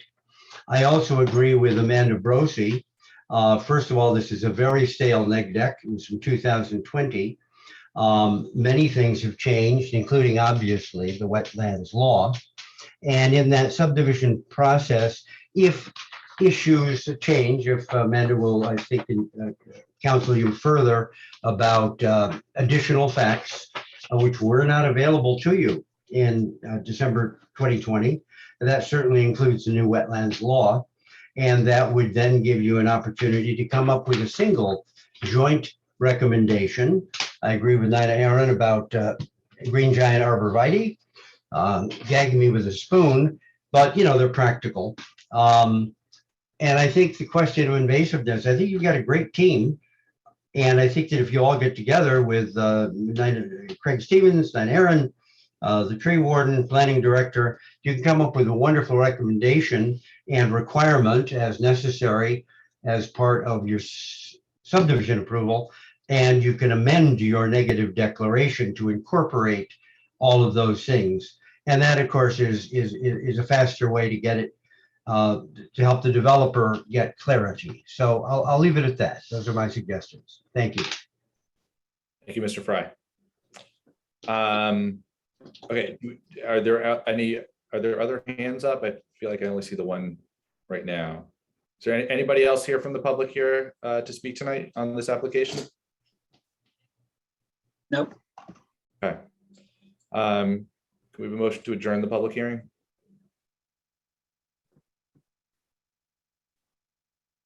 Michael Aronson, motion to adjourn the public hearing. Nina Aaron, second. Any objections? No objections, the public hearing is adjourned. Yeah, I think it would be helpful for us to leave this tonight with some kind of clear direction for for staff in terms of moving forward with the tree replacement plan. And Nina, as Michael pointed out, I do respect what you have to say, and I'm listening to that. And I mean, if there was a way to, I guess I just don't know if the answer is increasing the DBH, if it's increasing the caliber of the trees that are being replaced, if it's kind of improving the variety of species that are being replaced, as Craig pointed out, with some maybe less disease susceptible trees, just to increase the likelihood that the trees that are planted can survive into maturity. I don't feel settled on any of those points where we are right now, and especially in the context of a new wetlands law that didn't exist the last time that this moved forward. And I think that this tree planting kind of related to wetlands mitigation, like this is like the kind of the central intervention on the site plan and on the property that's going to deal with that. So I mean that's kind of where I stand right now. It'd be helpful again. So to hear. I'm going to speak on behalf of myself here as the planning director. We have not really discussed this particular step here, I think, amongst the rest of the staff. But I would note the wetland stuff has been reviewed heavily by Keller Sessions, so they've had a chance to take a look at it. I think that obviously tree warden has given his opinion in his letter about how he thinks some of this should be dealt with. I think that the logic, at least in how they've calculated it, is sound in terms of replacing the naturalized trees and replacing the things. They have provided something. I think it's kind of dangerous for staff to start saying, well, we think this is right, or we think that is right. There's no provision in the code that guides anybody here about what has to be done, which is the challenge here, because you could just as easily say you don't have to replace any of the trees. I think we all know that's not going to happen. What we don't know is what's the appropriate amount of replacement here. And so it's going to be very tough for me to go back to the applicant and say, well, that wasn't enough, so do better next time. And them to have any idea as to what do better looks like. I think that, they want to move stuff forward. In discussion with staff earlier, the negative declaration does need to be amended, but part of what needs to go into that neg deck to be amended, to be sent to this board so you can take a vote on it hopefully at the next meeting, is an understanding of what the DBH replacement is going to be. That's probably the most central number we need to understand. And if they need to come back and sort of work that number out, then we really need guidance from the planning board here on what is acceptable and what can be approved, because I just don't know what to say. I don't, I'm not going to advocate that the number that they've provided is either good or bad or otherwise right now. It's what they have done.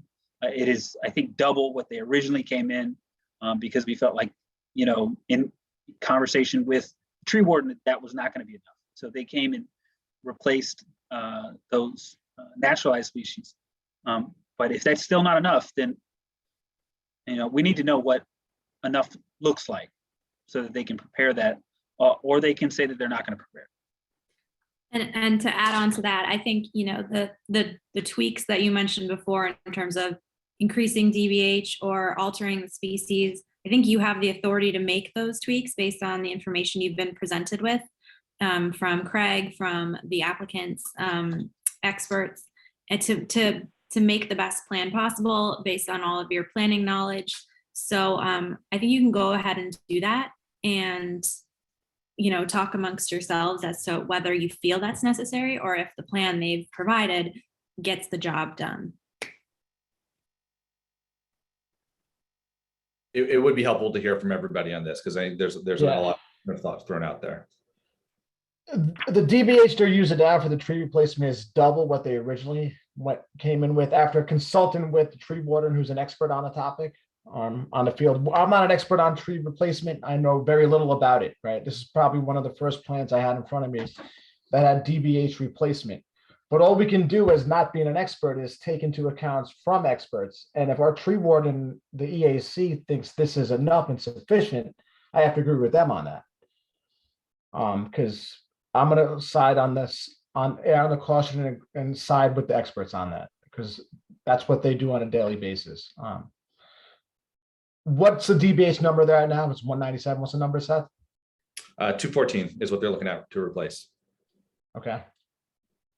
And how do we quantify if that's not enough? That's my question. We can't just say 214 is sufficient. It's not sufficient. 250 is a number, 200 is a number. How do we know what that number is? Like, right. And it was based, the applicant ran through the tree survey, which checked off what was, kind of each. And I'm going to I want to give a real quick understanding of what the difference between DBH means for those of you who may not be as familiar with it. DBH is diameter of breast height. So a 3-inch DBH tree is like this, and a 30-inch DBH is like this. And so the difference in surface area around there obviously is massive. There's a huge difference between those two. So I think that's what they're trying to get at, a DBH number, and that may be some of the issue with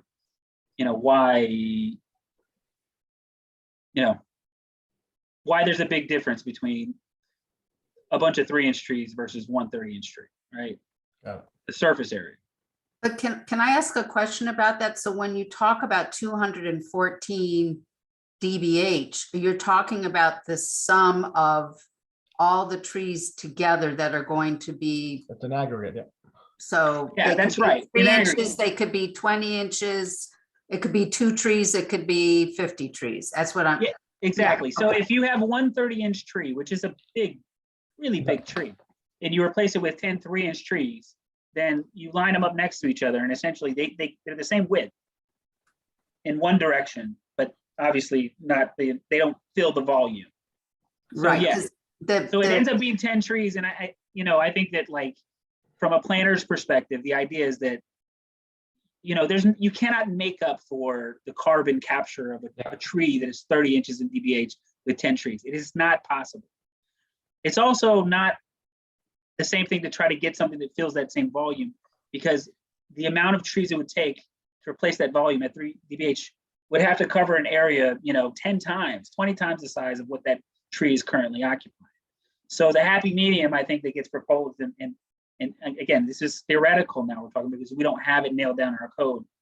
The theoretical is that you're replacing one tree with 10 trees that will eventually grow into larger trees, right? Which will have a net positive impact in replacement.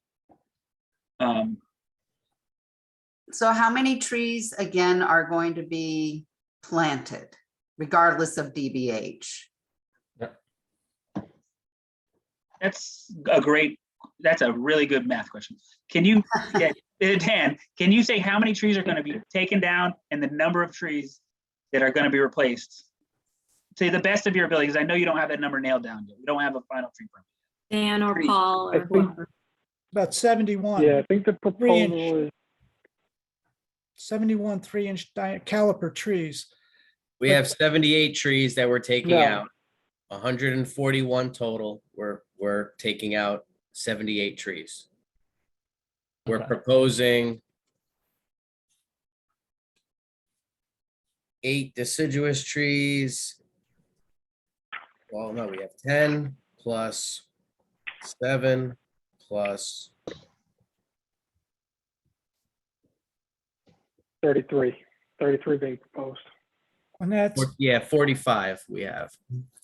on that quick list I saw for the first time, it showed some serviceberry, which is not really considered a tree. You know, shadblow or serviceberry is more of a shrub. It's a multi-stemmed plant coming out of a single stump. So for that reason alone, it's considered a shrub. So you may want to change that. Actually, there are trees.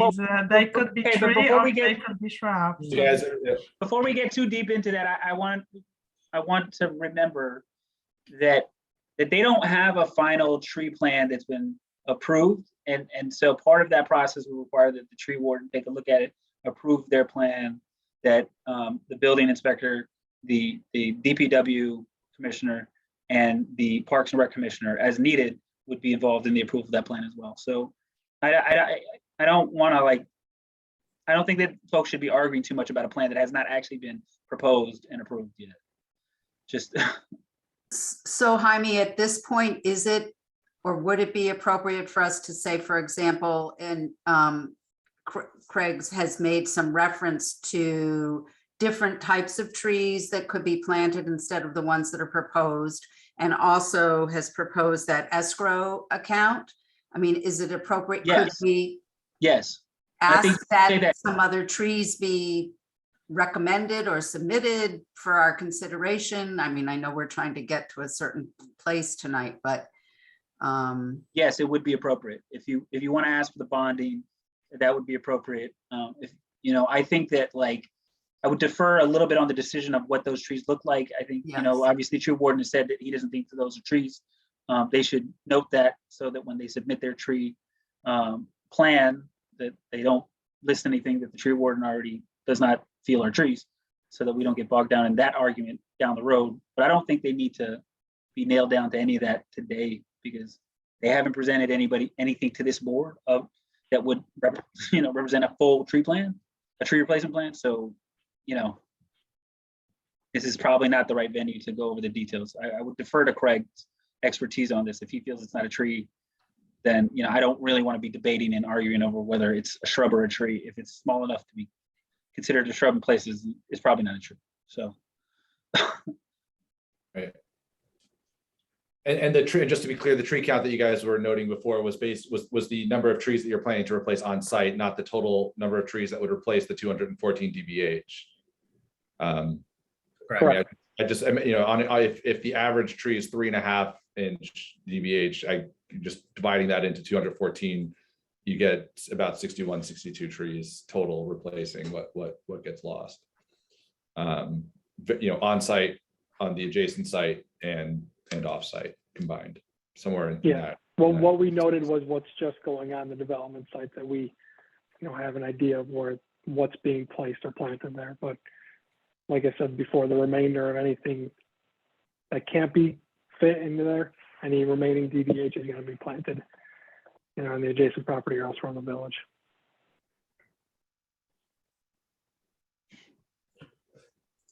So, without having a perfect math system, but kind of having a transparent process, and a survey that, I know Craig was very, clear in terms of its thoroughness and accuracy. So I think we've got a good picture of what's there. I think we have a clear picture of what's coming out.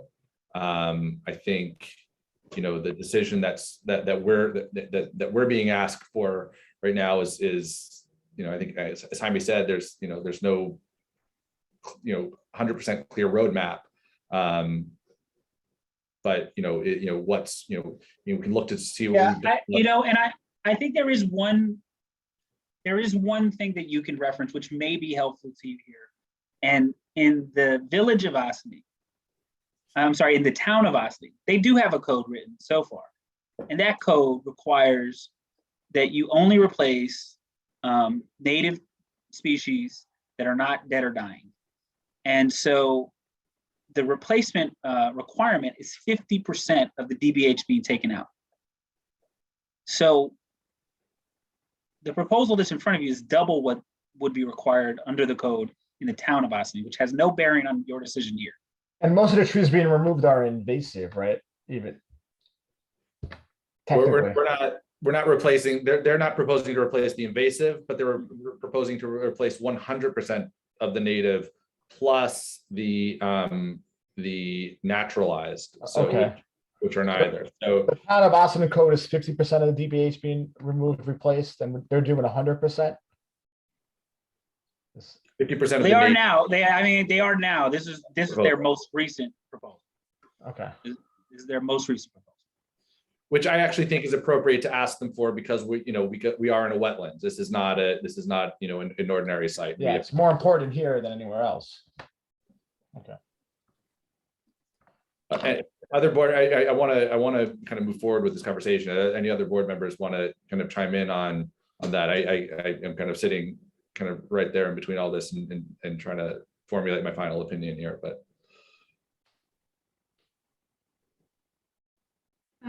If I can just add one thing, I mean, as a member of this board, I figure that my duty is to the village of Ossining and to do what is best for the village. And in my opinion, as Craig has referred to it here as clear cutting of a small neighborhood forest is not in the best interests of the village. So there is, to me, no adequate number for what they're doing in terms of DBH. So I'm just not in favor.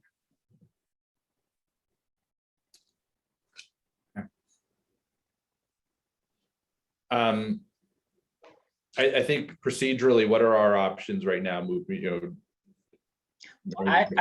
Yeah. Amanda, do you want to go handle this? I would say that before you take any final votes on the permits or the subdivision, let's present you with an amended negative declaration that addresses the change in the law, all of the new mitigation activity that will be happening, and this tree removal and replacement, so that you can consider and vote on that hopefully at the next meeting, and then we can take that from there. You've already taken that motion apparently in September to direct us to do that, so I don't believe you need to take another motion to do that. But something will be ready for you at the March meeting. Okay. And now I know all of the details we need on all of this, so that amended neg deck will be sufficiently detailed on everything. Okay.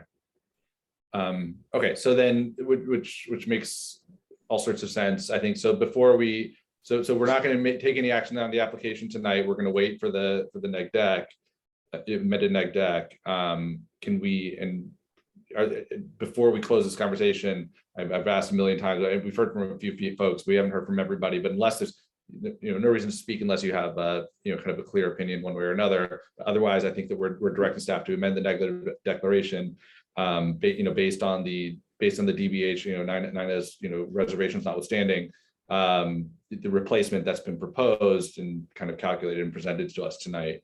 And we can kind of think of some of continue to discuss these conditions, including the bonding, including kind of this specific species selection and the arborist's input on that final plan as well. Mm-hmm. All right. So if there are no other comments, I think we can close this for this evening, and then come back at the next meeting to review the neg deck. So is there anything we can be doing in the meantime to help answer questions? Because we're really looking for some guidance on what the board is looking for as far as, if is our 214 DBH calculation sufficient? Is there any direction on what additional plantings you would like to see or any alternatives? It's, we're kind of stuck in a pickle here where we presented a significantly improved plan compared to what was previously approved, and we don't know what's going to satisfy the board. Chairman Roy, I just want to make sure that I heard you correctly. So what you want us to do is you want Amanda to prepare the negative declaration based off the proposal that is in front of us, correct? with the detail of what's in front of us. And Yeah, we'll add in all of the necessary color relating to how it will be administered and everything else as we've discussed in this meeting today. that's the takeaway that I'm getting. I know not everybody Okay. in the board feels that way. I can tell from this conversation, but I think that the strongest stem of conversation that I've had from everybody here points in that direction. Okay, Agreed. so Mr. Patrick, I'm sure we'll be in contact with you to discuss anything if we need anything further from you right now, but I'm not sure that we need anything further than what has been submitted to you, the planning board at this point. Thank you. Right.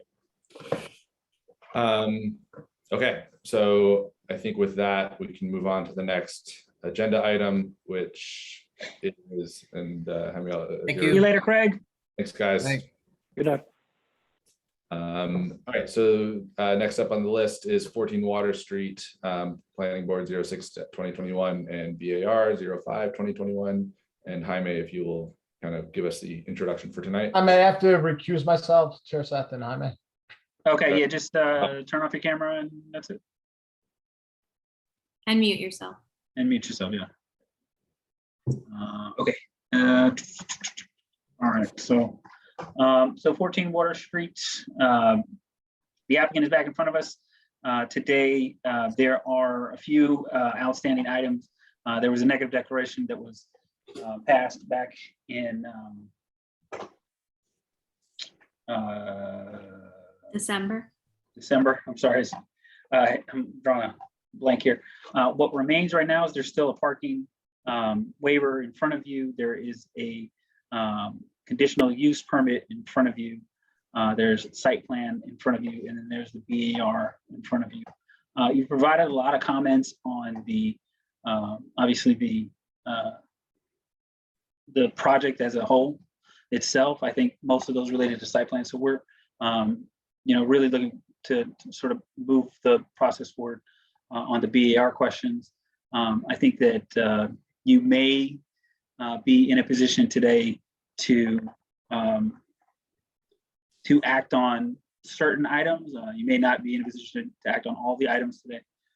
So there's some new materials that have been submitted, but largely I think that what we have right now is a review memo from Colored Sessions that deals with some of the engineering questions that we wanted to get into.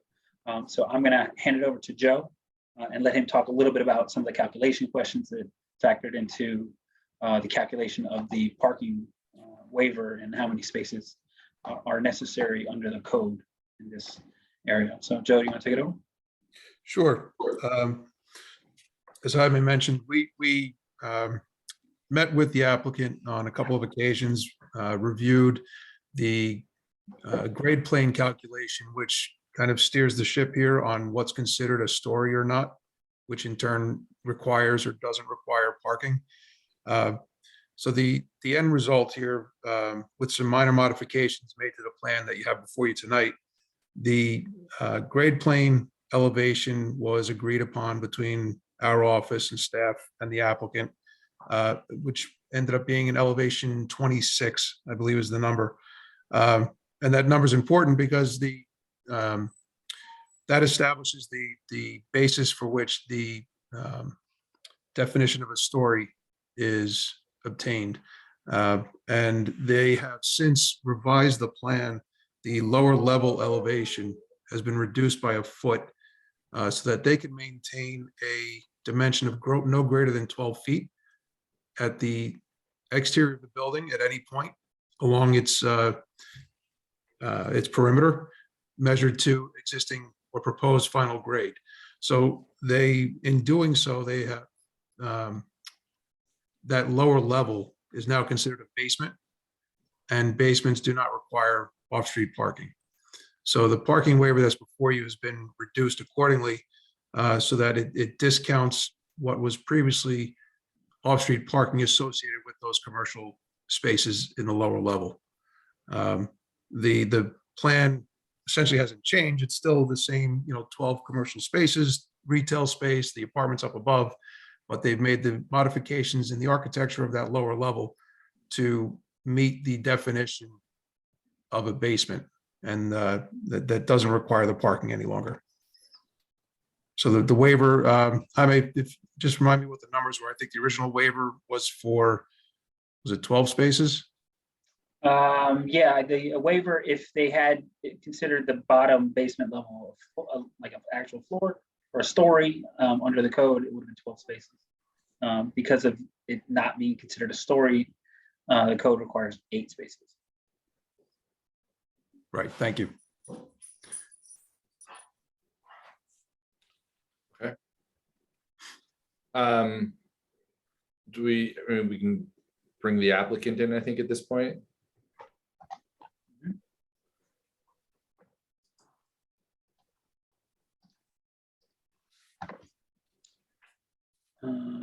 We have Ron Steinberzel, and I'm looking for other names here. Eric, I think this is Eric Churchill, listed as Eric. Ron, is there anybody besides you and Eric? I believe it's just the two of us. Good evening, everyone. Okay. Good evening. Eric, if you could turn the camera on and. Hi.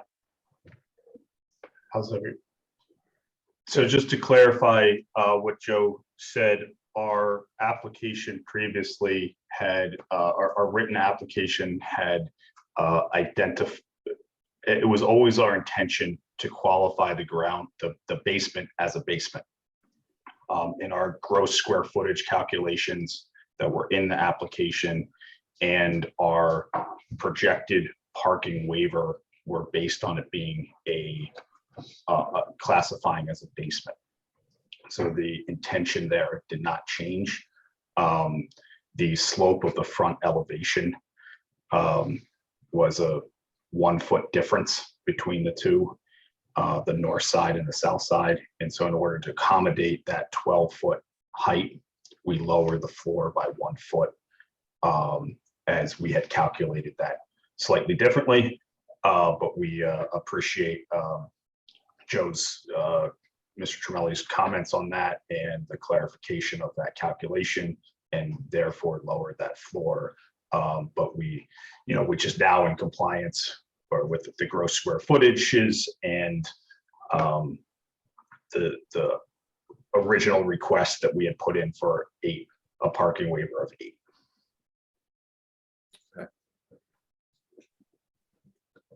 Any questions from the board on that issue? I know we kind of touched on it last meeting when we didn't have a full conversation, but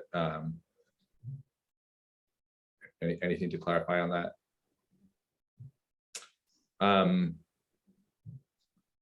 I think there's a lot that we can kind of dig into here right now. I don't know where the board wants to go. We've spent a lot of time at this point on this project, on the site plan, I think, resolved a lot of those issues, so not all of them. We've talked about some conditions that we want to apply to this.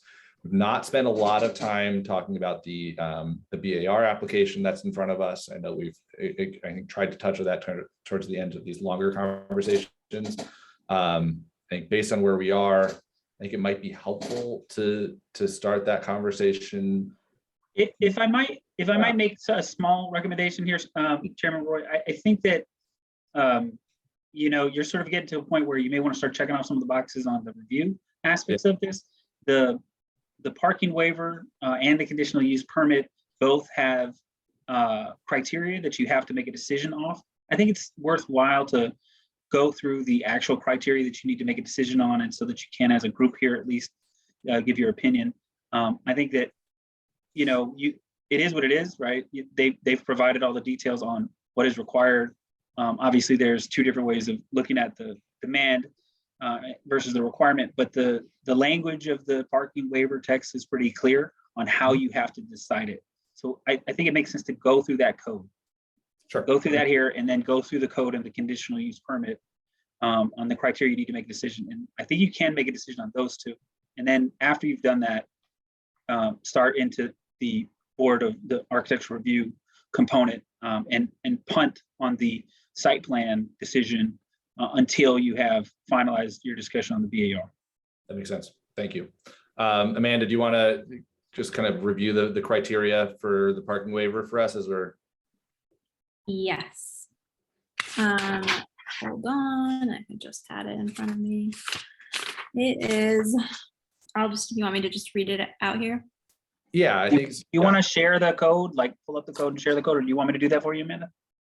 No, I can do it.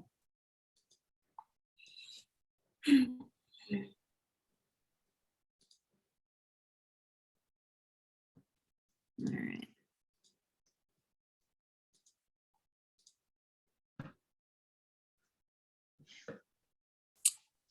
Okay.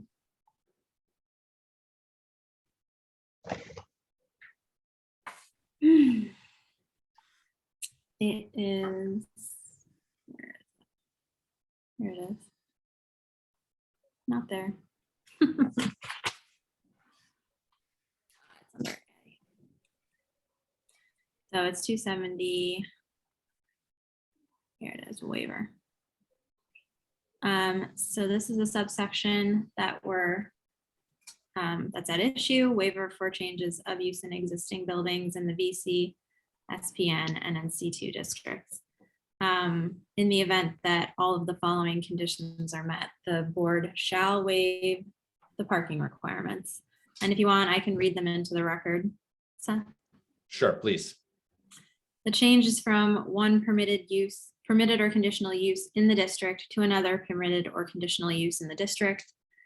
The proposal does not involve construction of a new building or alterations or additions to an existing building, which will result in an increase in gross floor area that will take away already existing off-street parking spaces. And the planning board shall make a finding that the proposed new construction or addition will not be able to provide any additional off-street parking due to the existing conditions of the site. The proposal does not result in the loss of existing off-street parking spaces, and the new use shall continue to have access to any parking spaces to which the existing use in the same location was granted access. All right. So I mean, we can kind of go through these real quickly, everybody, just make sure we're comfortable. I know that the wording is we've gone through these before on some other properties, but this is, this is something that we shall do if these criteria are met. So Amanda, unless I'm wrong about this, we're looking to see if these four criteria, if we believe these four criteria are met, the grant, then we shall grant. That's what yeah. So the first bullet that it's it changes from one permitted or conditional use to another permitted or conditional use, right? We're not looking for all of the uses on this property are permitted, or as we'll talk about in a moment, conditional use. So I feel like that box is checked. The construction of a new building or alterations, that would result in an increase of floor area that would take away existing off-street parking spaces, and that the new construction or addition will not be able to provide any additional off-street parking due to existing conditions on the site. So that's kind of two criteria that we're looking at in there.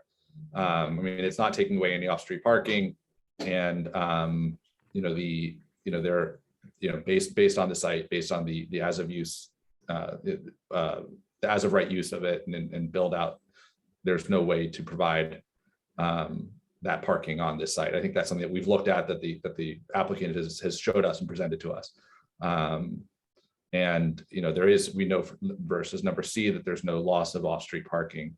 And per letter D, continue to have access to any parking to which the existing use in the same location was granted access. I don't see that there's, I don't see that there's any change in the existing, the parking that the existing site has access to, that the new site will have. It would be no change. Mm-hmm. So, I mean, that's kind of how I see it. I'd like to open up to that board. I kind of just walked my thoughts, my thinking process through there. I concur with what you've said, Seth. I do as well.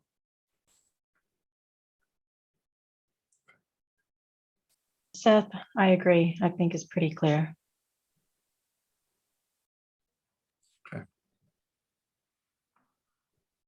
Okay. All right, so so that's the parking waiver issue, and we will open this up to public commentary in a moment, but let's just kind of have our internal conversations. Regarding conditional use, if we can just kind of restate, that issue and just make sure we're on the same page there. I don't know if that's Do you want me to pull that section up? Yeah. Okay. Give me 1 second. Just looking at it this morning.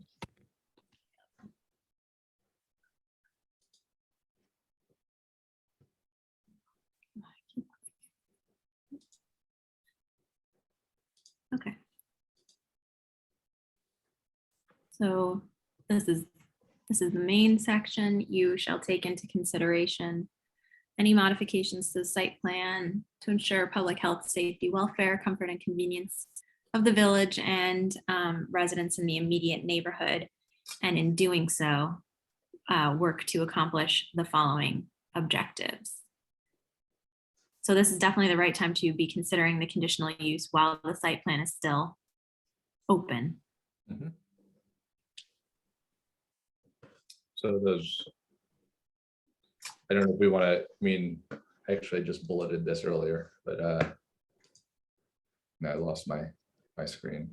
But yeah, so these are the 7 criteria. We're looking at, these are very much site plan related items, but kind of emergency access, kind of appropriateness to the to the neighborhood, size, location, character, consistent with code. Municipals, a lot of water supply, utility issues, kind of the resulting in offsite dust, noise.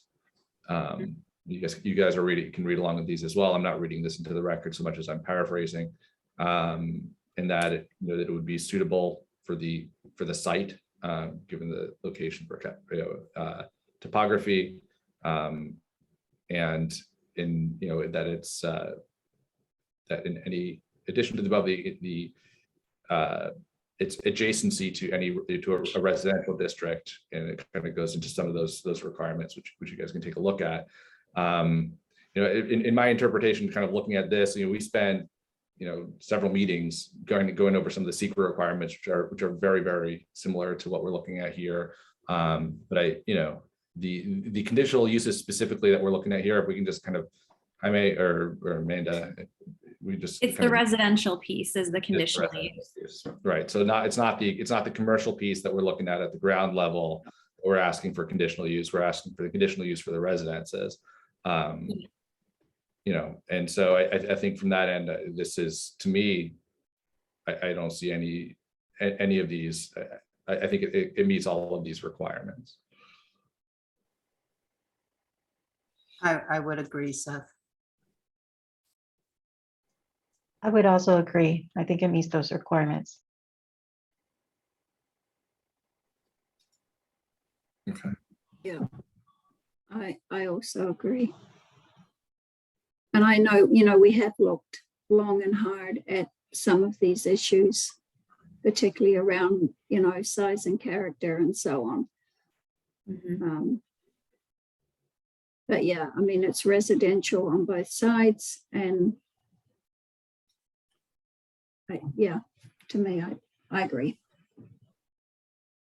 Yeah, and you have technical memoranda from Keller Sessions about, and from the applicant about utilities.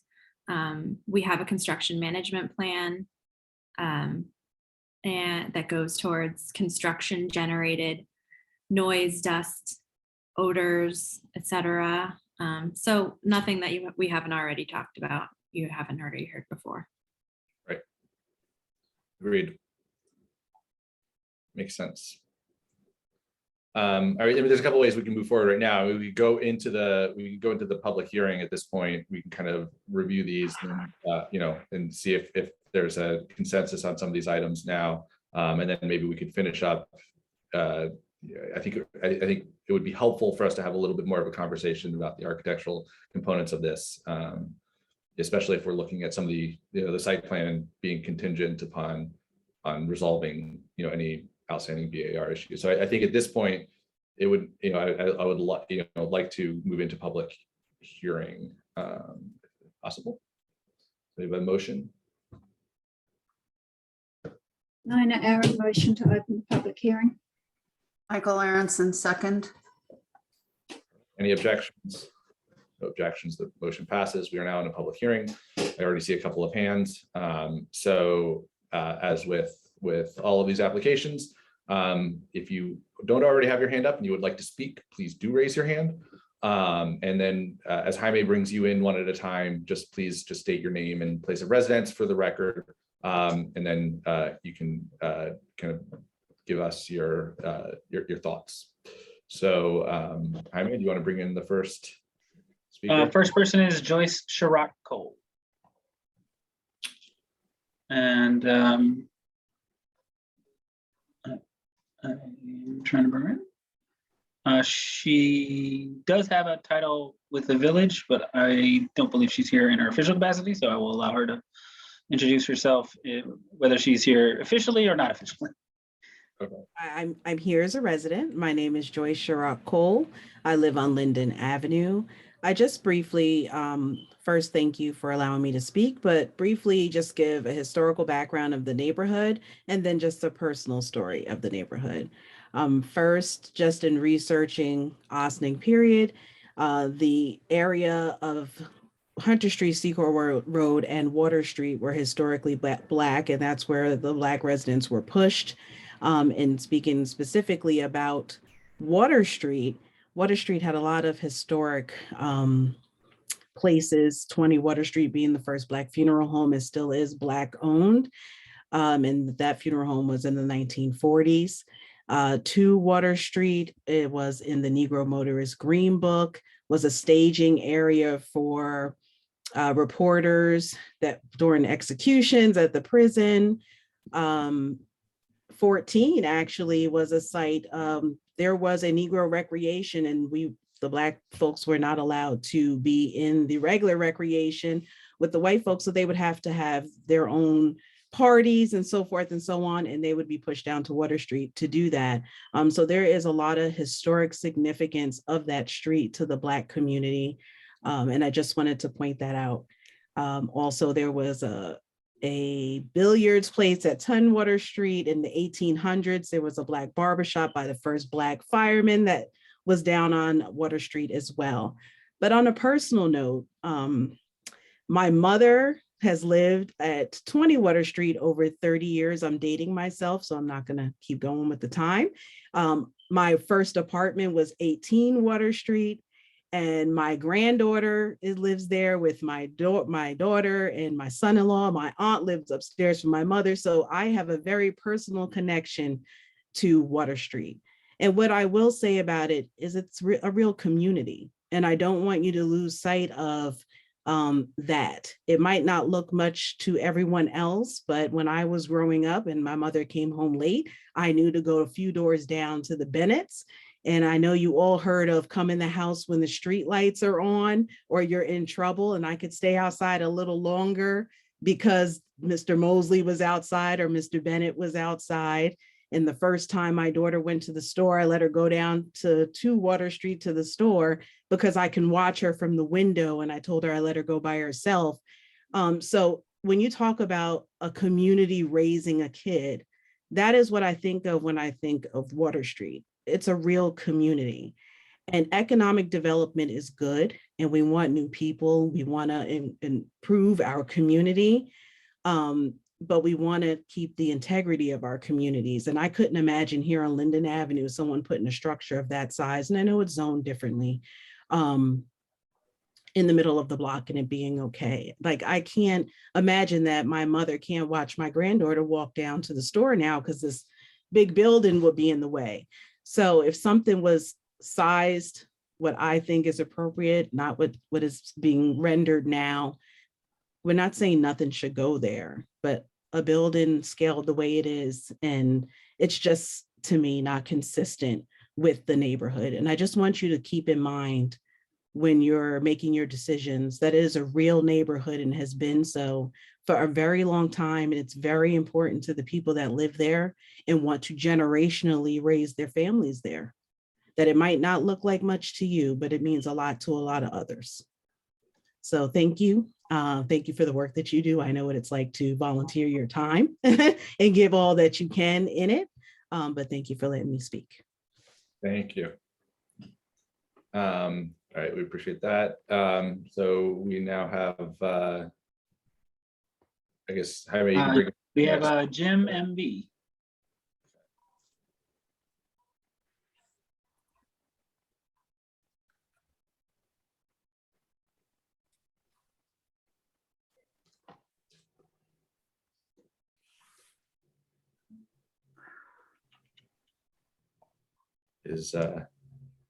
I brought Jim MB in, and Jim MB seems to.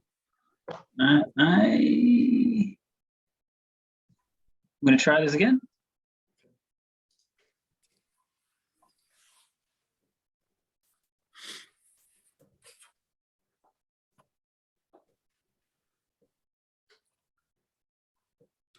Is it? Oh. Hey. Are we losing Jim MB? Yeah, Jim Okay. MB is kind of going up and down on the list here for some reason. I'm going to move on to Mark Fry. Oh wait, no, Jim MB's in. Okay, Jim, if you could take yourself off mute.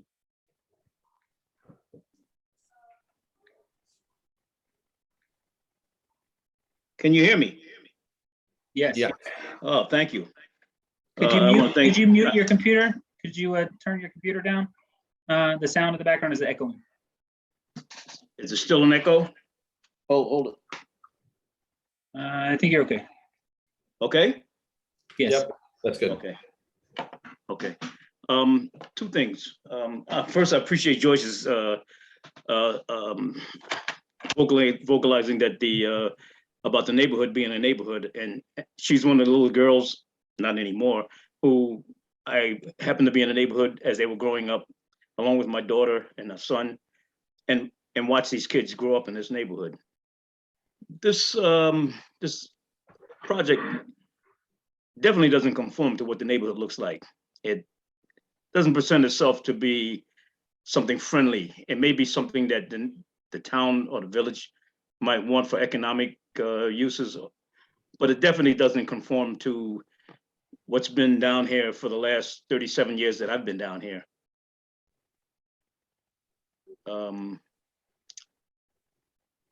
You know, along with the parking waivers that you guys are also presenting, with a basement that you say doesn't require any parking, but yet still it's going to be some kind of a use for businesses. I don't see a business at all running in any place without having parking. I may be wrong. Mr. Mosley? Yeah. How you doing? Clarence Mosley, 16 Water Street. I'm here with Mr. Bennett. You know, we're usually here together. And that's my question. I can't understand, you know, this developer is always coming up with things when it's time to come past this. Now, you're going, as far as considering this a basement, you're just going by measurements. To me, if you are you gonna classify this as a basement and you don't need to provide parking for it, then it should not be occupied. You know, but you're decreasing the size by a foot, so you won't have to provide parking, but nothing, no businesses, but no numbers of what's going to be going into it has been decreased. So how can you classify that as saying you need less space? You're not, that doesn't go. That doesn't conjoin. And another thing also, which why I was saying it doesn't go with the character of the neighborhood, is that we've been to meeting after meeting with you and express our concerns. This is, to me, this is a dangerous building here, because for me, from 16, because coming all the way out to the sidewalk, when I back out of my driveway, I can't even see anybody coming up the sidewalk until until I get to the sidewalk. If a kid is coming down the sidewalk, I can't even see them until they get to the corner of that building. And I can't see if a car is parked in front of that building, I can't see the traffic coming down the street until I'm backed out into the street. So this is, this is totally, I mean, it's just, puzzles me with this, but, with this, like just constantly decreasing things for what he has to provide for this is just, to me, it's not fair. It's not right, and it does, and it does take away from, because you can't add, of course, you can't add parking on the street, but it does take away from others. We share the parking. So if you're still, even if you're going to need 8 spaces, it's still taking away from the people that do park on the street. So it's not, you can't say that it's not having an effect. So, basically that's it. I don't want to go on because I could go on and on, but that's just certain things that I just wanted to bring up since you're making the decision on And this. I wanted to mention that the fact that there are trees on this property that actually filter the air down here. And when you take that away, you're going to really change the atmosphere of this whole neighborhood. Thank you. Thank you, Mr. Mosley and Mr. Bennett. Okay. We still have several more hands here. Next up is Mark Fry.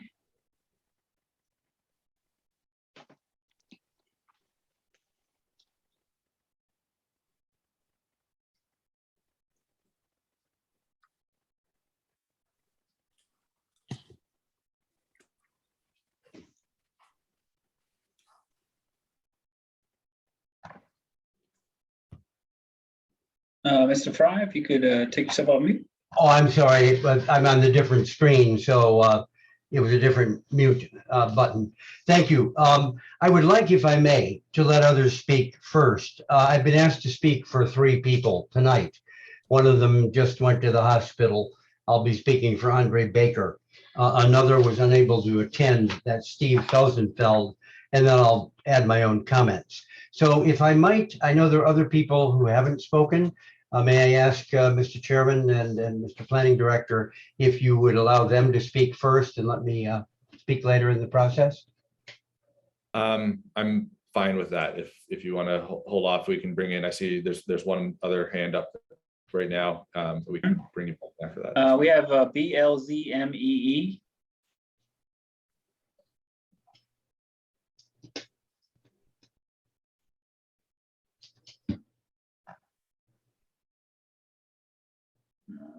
Okay, BLZMEE, if you could take yourself off mute. And tell us your name and address. Please. Asking to unmute. Nobody's coming in on BLZMEE. Now we have B Knowles and James Bennett and Clarence have, Mr. Clarence Mosley have raised their hand again. I can. Should we try? Yeah. I'm gonna remove BLZMEE and I'm gonna bring in B Knowles. Right. B Knowles, as Amanda just introduce yourself as you come in. B Knowles, if you could. Yeah. Okay. Good. Yep. Hi, my name is Brenda Knowles. I'm here with my husband, Jay Knowles. We live at 16 South Street. I just wanted to briefly say that we don't approve or like the fact that this huge modern building is going to get put up in a neighborhood that my husband and I both grew up in. I grew up on Hunter Street. My husband grew up on Main Street. Once we were married, we lived on Secor Road briefly, and then we lived on Water Street, and now we're here, on South Street. So definitely Ossining people grew up here, love it here, but that area is extra special. And I don't think that, not knocking the board at all, because you guys do tremendous work. You have a lot of work that is put on you, but I don't think you realize and recognize the type of community that is there, and that this type of building would be disturbing. And like Joyce said, it's not that people don't want something on that property, but something at this scale is just a bit much, I believe. And the part of it that's going to be commercial, I agree with Mr. Mosley and Mr. Bennett. Like, how are you going to have a commercial business and not have parking that would be disrupted? So again, just me and my husband's 2 cents on the fact that this is way too big. There's other, I mean, I'm not trying to, spend anybody else's money, but there's other homes in the area that are already existing dwellings that just need some remodeling, that investors could put their money in those type of homes that, need it in that area. But to build something like this, just not what this area needs. Thank you all for your time. Thank you, Ms. Mills. Okay. You can bring it. Do we want to try to try? I guess we'll go through BLZMEE. Didn't work a moment ago. I don't know if you want to try them again. I'm going to bring in Donna James, I think, next, because they, we've had some issues there. All right.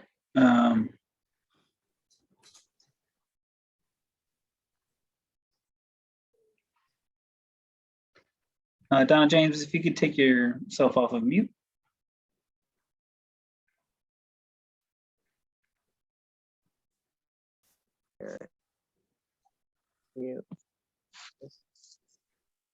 Hi, good evening. The name is Donna James, and I'm a homeowner of 42 North Malcolm Street. My parents actually purchased this home in July 1972. I came back in 2000 and bought it from my mom, and I've been here since. I'm a third-generation Austining, and I'm here tonight at this meeting because it is alarming and disturbing to see this building in this neighborhood on Water Street. I went to school with Clarence Mosley. I know his family knew my family. And when I first saw it, I actually thought it was a container building, like maybe they would have out in Oregon or someplace like that. But to hear that this is going to go up there, and I also say, yeah, the neighborhood probably needs something, and an investment in other property would be lovely. But a building like this to put in the middle of that block, to try to have a piece of commercial property on the bottom, and to dare say parking is not going to be an issue, it's incorrect. Again, like I say, I own the property on 42 North Malcolm Street, and I'm very concerned because right across the street from me is the Victoria Nursing Home that is closed down, and who knows what's going to come there. I'm also around the corner from St. Matthew's Church that's up for sale. So there's a lot going around in Ossining, going on in Ossining, but there's a lot of other areas in Ossining that people that really cared and concerned could make an investment in. There's a piece of property right next to mine. My address is 42 North Malcolm. If I walk up my front door, the property that was there before had a North Malcolm Street address, but what the owner did who bought the property, he made it an Ann Street address. And what happened there was it was a flood of rooming, boarding, like a boarding house. No parking available to me. I own a vehicle. I got a ticket last night, and I do have a parking sticker in the back of my car. So like I said, I don't want to take up too much time, but I know Clarence and I saw him, and it upsets me to know that this is going on right here in my hometown and not too far from me, because if it's happening there, it's just a matter of time before it works its way up the hill. And like I said, this is, I will be more active in this because like I say, it's just a matter of time before it's going to happen to me on both sides. One at the Victoria Home Nursing Home, and the next one is going to be St. Matthew's Church. Thank you for letting me speak, and thank you guys for what you do. Hope to see you again. Thank you, Ms. James. Mm-hmm. Okay, we still have some hands here. Is it Lisa Bennett?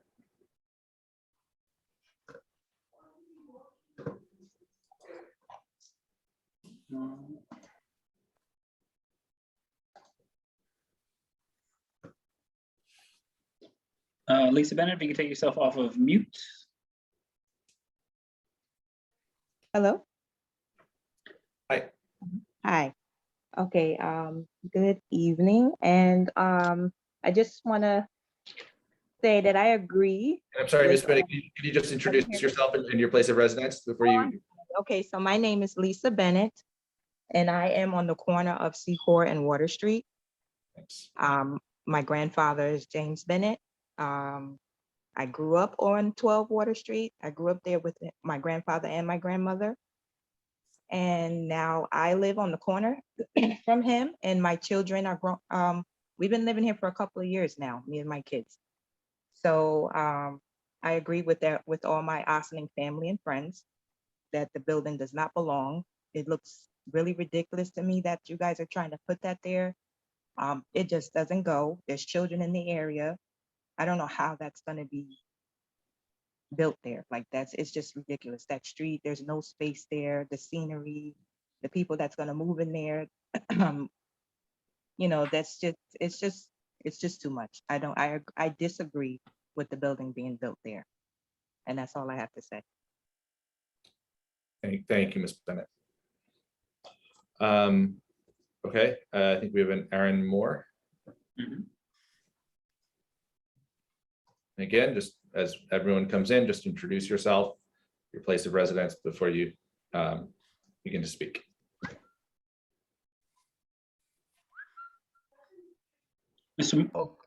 Okay, my name is Aaron Moore. I live in Ossining. I'm with the Ossining branch NAACP. I was asked to come in and speak, and one of the things that I want to say about the Water Street project and the size of that building is that first of all, I need to tell you that I have a little knowledge of construction, and one of the main concerns anytime you design a building or a piece of property, whatever you're going to do, whether it's commercial or residential or whatever, one of the main concerns is parking. Apparently, that was not taken into consideration in the design of this building. Otherwise, you wouldn't be trying to take parking from people who already live here so that you can use the parking for the new building. The new building has an issue with parking. Why can't they park in the train parking lot? There's probably a few other things I could say about that, but I mean, it's somewhat obvious, and I don't know why people. I mean, why would you? I mean, people don't drive horse and buggies anymore. They drive cars. So parking is a necessary part of this building. That should be taken. That should be redesigned and taken into consideration. Thank you very much. Thank you, Mr. Moore. We have any new hands up right now? I see. Jim MB is the same as before. Okay. Mr. Bennett, Mr. Mosley, and Right. then we have Mark Fry is back. Okay, so let's. Did someone just come in, or the hand just dropped? It may have been an incidental hand. So let's let and I guess the BLZMED is. Oh, and have we had Jerome Johnson from Water Street in? No.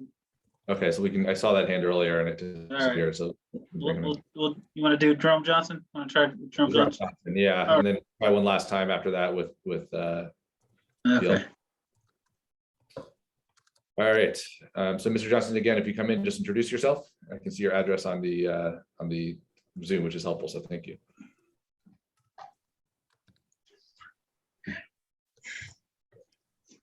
If you could just unmute, sir.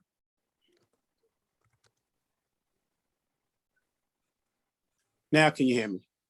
Yes, sir. Okay, my name is Jerome Johnson. I'm at 10 Water Street, Ossining.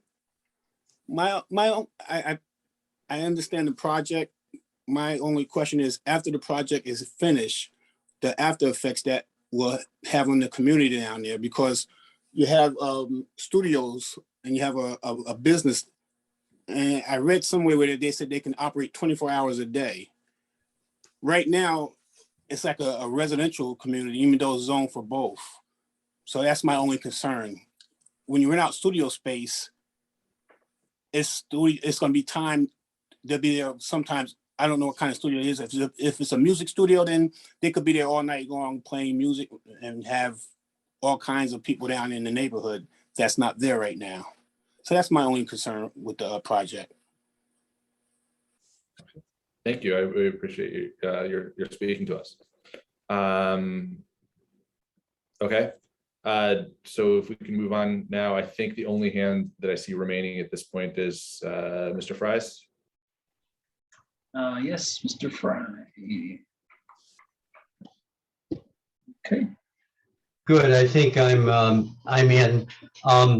Let me first, I'm going to ask for three go-arounds. I'm speaking at first for Mr. Andre Baker. He's been referred to tonight, and I got a message from him.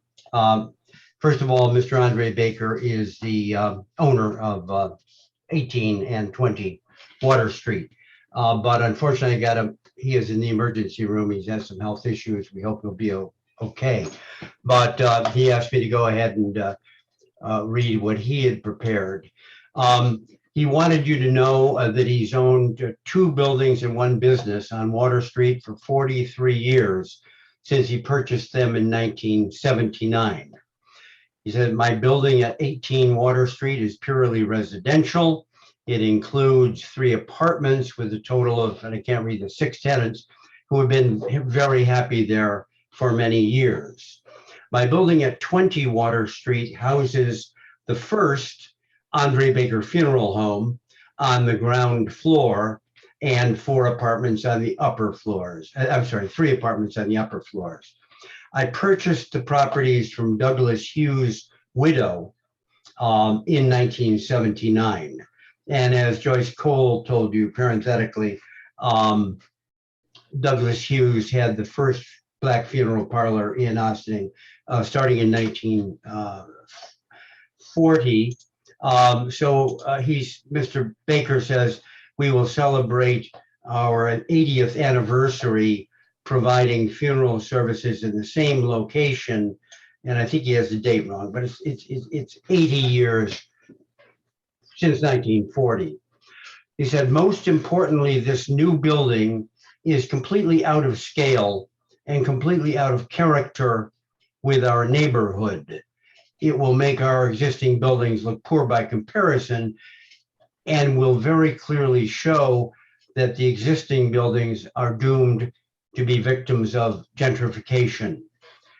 The gentrification process will drastically lower the value of my properties as residential properties and will instead make them targets for acquisition by developers who do not live in our neighborhood. Let me be clear, I do not intend to sell my properties to anyone. When I retire, I will use my properties and my businesses to provide retirement income. He doesn't add this, but he has 2 more funeral parlors, one in Greenberg with a White Plains address, and his son operates one in Connecticut. When I die, I will bequeath them to my son and daughter and to my grandchildren. Our family has prospered in this location for 43 years. I hope my children and their children will prosper here for many decades to come. My friend Jerome Johnson Jr., who just spoke incidentally, now owns the home his grandfather bought in 1921. That's 101 years. Many of my friends, neighbors, and tenants have lived on Water Street for decades. You've heard from some of them tonight. James Bennett has owned and lived at 12 Water Street with his family for 36 years. Clarence Mosley was born in my building at 18 Water Street 64 years ago. He bought the house next door 25 years ago. This board should realize that your most important responsibility is protecting existing residents and existing neighborhoods. Your primary responsibility is to the residents of Ossining. We elected our Board of Trustees to represent us. You were appointed by our Board of Trustees to represent us. Your primary responsibility is not to help developers or to promote development. My property includes a parking lot for 12 cars and a garage that can accommodate 2 more. In spite of my on-site parking, the spaces on-site are never sufficient to accommodate all of our funeral guests. So many guests need to park on the street. On-street parking spaces are already very difficult to find in our neighborhood. Allowing a developer to come in and build a big new building without any parking spaces on site would make our parking problem even worse. Issuing parking waivers will make the problem worse, and it will set a very bad precedent. This proposal will be the first step in destroying our middle-class neighborhood for the benefit of wealthier young urban professionals. We have nothing against successful young people like my children and yours. I should note that Andre's children both have master's degrees. We just want to be sure that our current residents and our precious existing neighborhood are protected from gentrification. Your job is to prevent that from happening. He didn't add this, it was an email respectfully submitted, Andre Baker. So let me leave it at that, and then I will come back after other people have spoken. And then I will speak for Mr. Felsenfeld. Thank you. Mark, is there anything you plan to say for Mr. Felsenfeld that wasn't already in his written submission? Because I'm a little wary of you speaking for an attorney when you're not an attorney. Stephen Felsenfeld asked me to read his letter into the record verbally. So we'll do so. Mr. Felsenfeld wrote the letter to you, and it was submitted to you February 21st. It's in reference to application for waiver at 14 Water Street, Ossining, New York, 10562. Right. Hold on one sec, Mark. Seth, I just need to ask the board a question. I mean, do you want him to read this letter into the record? You all have the letter. Did you see the letter? For purposes of being conscious of time, since it's 9:30. I would object extremely strenuously. I've been asked by an attorney who represents 2 of the people in this meeting to read this letter. And it's very important. It is very important. Which is already in the record, Mark. That does not matter. If you want to tell me I cannot read this letter, it'll be one more reason we can, let's just be cordial. I'm just asking if the board would like you to read it into the record. Okay, I have a constitutional right to do so, but ask the board. Thank you. Thank you. So our policy with records is, I mean, this is a letter that was submitted to the board. It was posted online, I believe today, yesterday. It's accessible for everyone to read. It is a long letter. 2-page letter. 2-page letter. Now, I am, Mr. Fry, I'm just trying to work through this. I'm just trying to work through this reasonably. And right now, I think we all have access to this letter. It is important that the people here that are listening, there are about 40 of them, hear the letter. That's the purpose of a public notice. This is not just a letter for the board to hear. This is a letter for all of the members of the public to hear. That's what public hearings are all about. So it's up to you.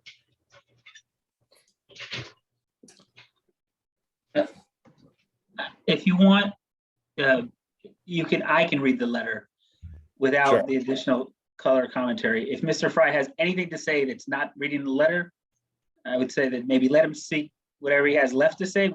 We have a ton of very large applications that need to be reviewed after this.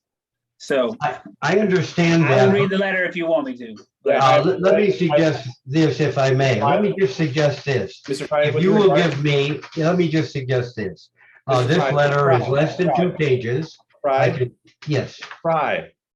I'm speaking and I'm trying to run this meeting and be fair to you and all the people who are waiting. What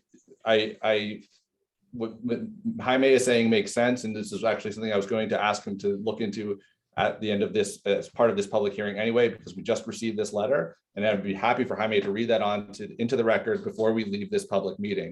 In the meantime, if you have anything else, anything else to share with us or to speak to, if we can keep it brief so we can move forward. And there are a lot of people listening. There's a lot of people who want to speak, and there's a lot of other projects that we need to listen to. I want to be mindful and fair. You're right. I want everyone to hear the information, but I want to do it in a way that gets us through this. Okay, well, I agree. Thank you, Mr. Chairman. What I suggest is this, since this letter is a predicate for other discussions to follow and other comments to follow, I can read this letter much faster than we've already discussed it. So if you'd be so kind, please allow me 2 minutes to read this letter. Would that be fair? Jaime, do you think you could read the letter into the record right now? I can read it into the record right now. I think you're going to have to make a cap on the amount of time people have to. Yeah. No, that will be fine. If Mr. Martinez will read it into the record now, that will be fine. Thank you very much. All right. I'm going to now remove you.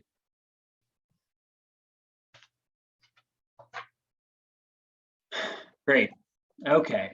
I'm going to pull this up so that everyone can see what I'm reading while I read it. Great. Okay. Dear Chairman Roy and honorable members of the Planning Board and Board of Architectural Review, this office is counsel to James Bennett and Clarence Mosley Jr. and present this letter in anticipation of the February 22nd, 2022 meeting of the Planning Board and Board of the Architectural Review Board. Messrs. Bennett and Mosley are respectively title owners in the village of Ossining of 12 Water Street and 16 Water Street, immediately adjacent to the above referenced real property located at 14 Water Street, Ossining, New York, the property upon which an application for a waiver with regard to parking spaces has been sought. Waiver. The property is sans present structure, i.e. vacant lot, as shown by the photo appended hereto as Exhibit A, with any such structure thereon noted as demolished in 1996 over a quarter of a century ago. The Ossining building record appended hereto at Exhibit B. According to the Village of Ossining Zoning Code 270-30A-12, the section pursuant to which it has been argued the board could grant an application waiver vice such an applicant being required to request variance from the Ossining Zoning Board of Appeals is of no succor herein as the section sets forth. Waiver for changes to use in existing buildings in bold in the VC, SPN, NC2 districts. The parking space requirement shall be waived in the VC, SPN, NC2 districts where all the following conditions are met. A, the change is from one permitted or conditional use in the district to another permitted or conditional use in the district. B, the proposal does not involve construction of a new building or alterations or addition to an existing building, which will result in increase in gross floor area that will take away the already existing off-street parking spaces, and the planning board shall make a finding that the proposed new construction or addition will not be able to provide any additional off-street parking due to the existing conditions in site. C, that the proposal does not result in the loss of existing off-street parking spaces. D, the new use shall continue to have access to parking spaces to which the existing use in the same location was granted access. Emphasis added. Thus, as there is no existing building on the property, the entire section is inapplicable. See also section subparagraph B, which specifically states that such a proposal does not involve the construction of a new building. Therefore, and at law, the board must deny the application. Respectfully submitted, Stephen Felsenfeld. And it was sent yesterday. So. Thank you, Jaime. Okay. So, I mean, I'm just going to ask you, Mr. Fry. So you say that you've got are you reading additional letters? I have removed Mr. Fry. Would you like me to bring him back in? Oh, well, so it's up to you. I know it is. I will ask Mr. Fry one more question. I will let him in briefly. I would like to just see what if anything remaining he has to share with us. That's okay, Mr. Fry. Go ahead, Mr. Fry, if you take yourself off mute. Thank you, Mr. Chairman. Very much appreciate Right. that. And I'm just going to ask, my question for you is right now is, as far as additional information that you're going to share with us, or that you may have to share with us, are you planning to read additional letters? No, I am not. I'm going to cite one small paragraph of Mr. Steinversal's letter, but I'm not reading more letters. Okay, so can we? So these are my own comments. If okay, and I'm just going to say, because I brought you back in here to be fair and to let you speak, but I'm going to ask if you can summarize this. I'm going to put a timer on this in 2 minutes. I will do my very best. I thank you for that. I do tend to go a little long. The first of all, Mr. Steinversal's letter dated July 12th, which you have and you've referred to on the second paragraph. I'm sorry, first paragraph, second page. He says he finds no definition in code to finished ground level. And I wanted to bring up, if Amanda could bring that up in the definition section 270-4, there is such a definition. He then goes on to base, it is listed in code as grade equals finished ground level. So he oversaw that, but that is just a correction to that letter. Everything based upon that letter then falls into question. The second issue was under the 4 requirements of the waiver for changes of use in existing buildings. It states that the planning board shall make a finding that the proposed new construction will not be able to provide any additional off-street parking due to the existing conditions of the site.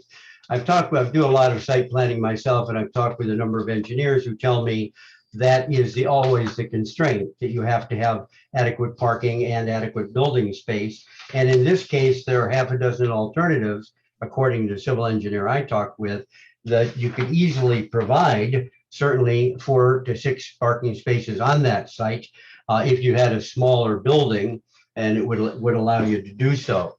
So it's not a question, you're going down a path where if you, of course, 12 parking places won't fit on the site.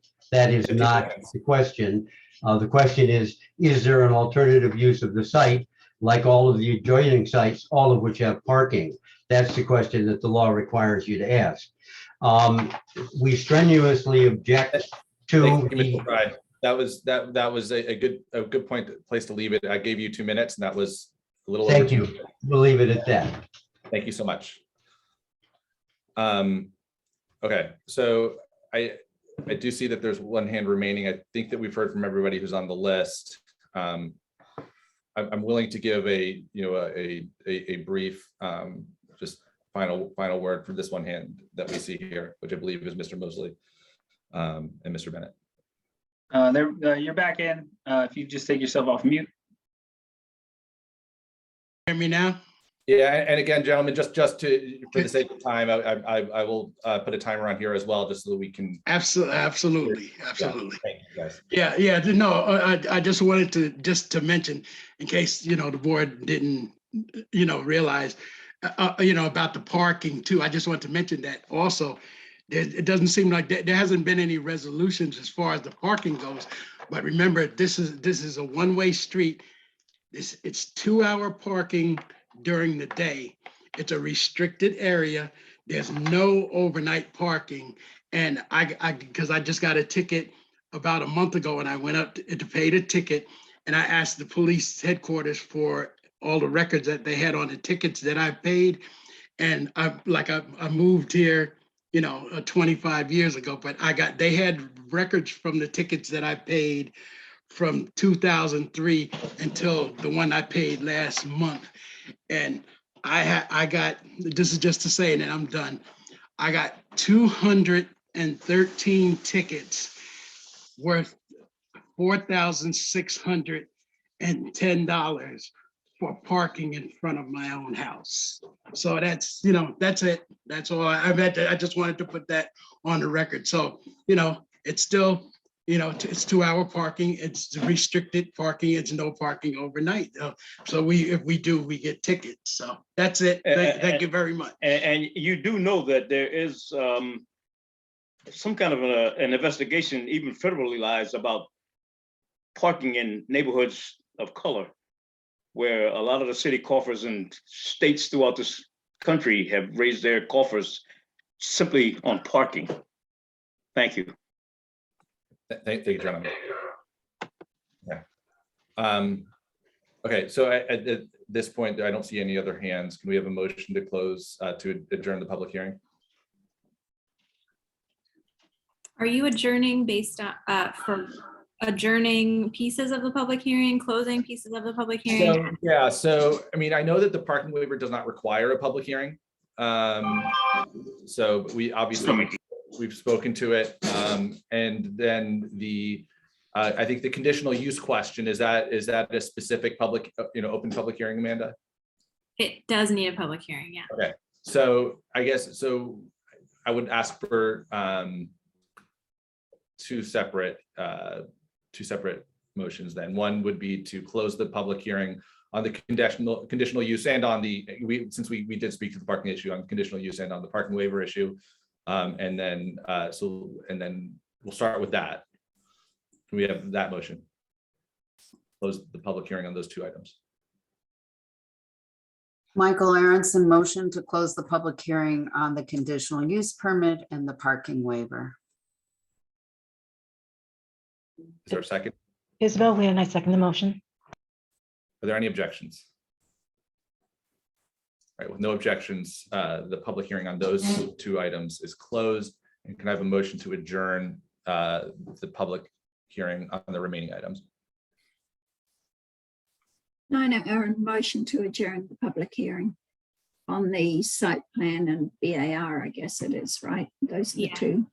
Yep. Yeah. Michael Aronson, second. Any objections? No objections, the motion passes.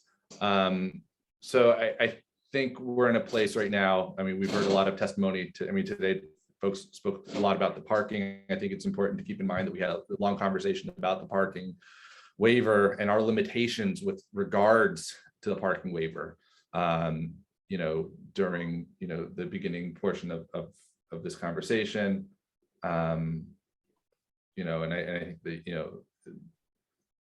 I don't know if we want to start there, and if there are any other board questions, or if we feel like, given the information that we have, and given the limitations that are put on us, and given these, these four, boxes that we're looking to check off, that I think we looked at and are pretty straightforward. If we want to move forward with that tonight. Amanda, can you talk to the comment about existing building versus no building on that site? I just would like clarity on that, please. So this is something that I don't think it would be a good idea unless you want to go into an attorney-client advice session to get too deep into, because the interpretation of the code is within the jurisdiction of the building inspector. And he's determined that this section applies in this case. If you want to go into a confidential attorney-client advice section and talk in more detail, we can do that. But as far as the interpretation of the code, it's up to the building inspector. He's determined that this section applies. It's up to you how you want to move forward. I mean, does that satisfy your question, or anybody else? That satisfies my question. Thank you.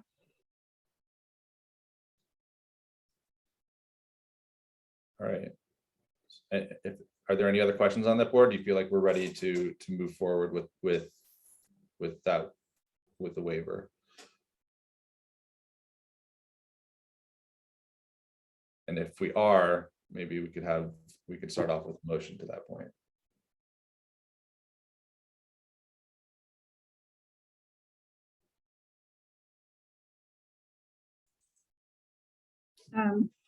Nina Aaron, motion to approve the parking waiver. Isabel Wynn, I second that motion.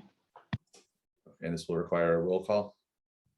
I don't know, Ulysses, if you've had a chance to totally familiarize yourself with this particular application, since it's been very lengthy.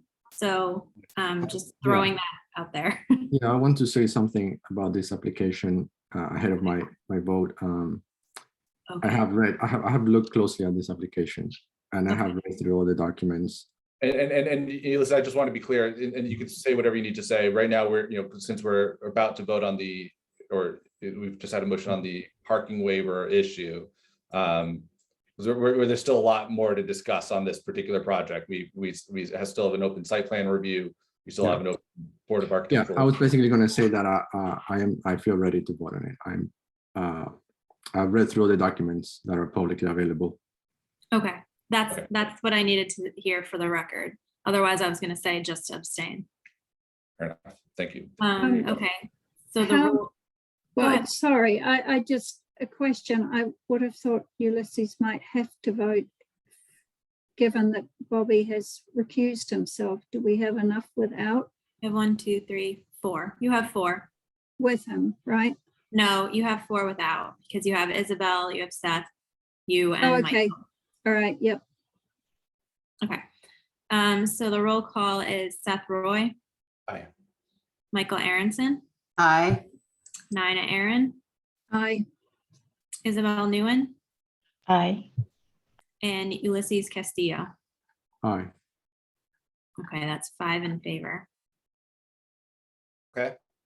So the motion passes 5-0. We're now, I think it would be helpful to move forward on the other conversation we had earlier, which is regarding the conditional use, which is allowing for residential use. Again, we reviewed, discussed we went through the code sections, and I think allowing residential use in this neighborhood based on those code requirements is appropriate. That's which is my opinion. If other board members agree, I think after having this kind of conversation, if we're ready to make a motion on that component of this application. I feel like it's fairly clear cut with respect to the conditional use permit, so I'm ready to move forward. We have a motion. Ulysses Castillo, I second the motion. Did we get an actual motion first? Yes. So can someone first? We can have someone just make the motion. Michael Aronson, motion to approve the conditional use permit. I second the motion. Ulysses Castillo. Okay. So then we'll do a roll call here as well. Seth Roy. Aye. Michael Aronson. Aye. Nina Aaron. Aye. Isabel Nguyen. Aye. And Ulysses Castillo. Aye. Okay. Again, 5 in favor, none opposing. Okay. Now, kind of given where we are in the evening, and we spent a lot of time, I know there's a lot of other things to talk about on this application. I think when we come back to the next hearing, to the next meeting on this project, we can spend a little bit more time on the BAR issues. I think for tonight, given where we are, in fairness of the other projects that are on the agenda, I think it makes sense to move on to the next project. So, if I may, Mr. Chairman, I of course support that you have a long agenda beyond this, and I don't want to take much of your time at all. I want to thank the board for its continued very diligent review of this project. But if very briefly the board could put on its BAR hat and raise for us, just so that in the interim between this meeting and the next, we might prepare ourselves, prepare some materials for the benefit of the board. If there are some concerns from a BAR perspective that the board would like to raise with us now, we'd love to hear them, such that we might address them in advance of next month's meeting. Yeah, I am willing to do that. I mean, if we can spend a few minutes on this, and maybe Jaime, if you want to pull up the building elevations, we can speak. Thank you. Yes. So if I could ask, just in addition to that, if we could, maybe try to spend no more than 10 minutes on this entire section of it, and if they could be as best as possible from the board members, focused direction, or at a minimum, things that you feel strongly in opposition to the existing design of the property. That way, they have some direction to move on, and we can provide additional guidance to them during the time between now and the next meeting. Sounds good. I've got the stopwatch going, so let's pull this up. Okay.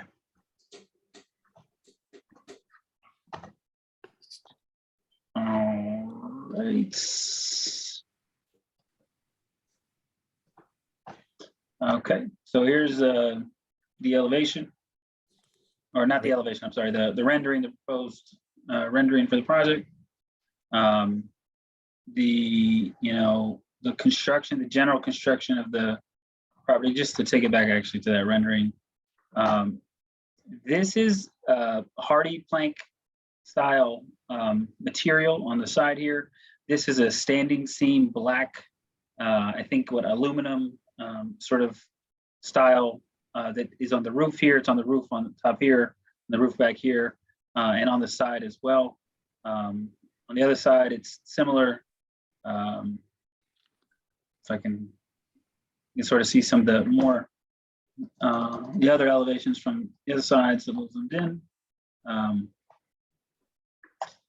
So this is the back of the property, the rear that is not facing the street.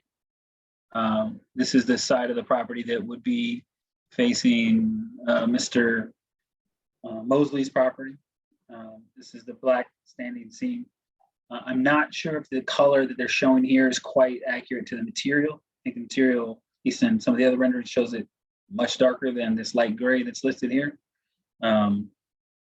The front of the property is here. It's sort of a generally flat front with a step out of the black standing seam. Portion of it steps out a few inches, about 6 inches, and the front of the building is stepped into there.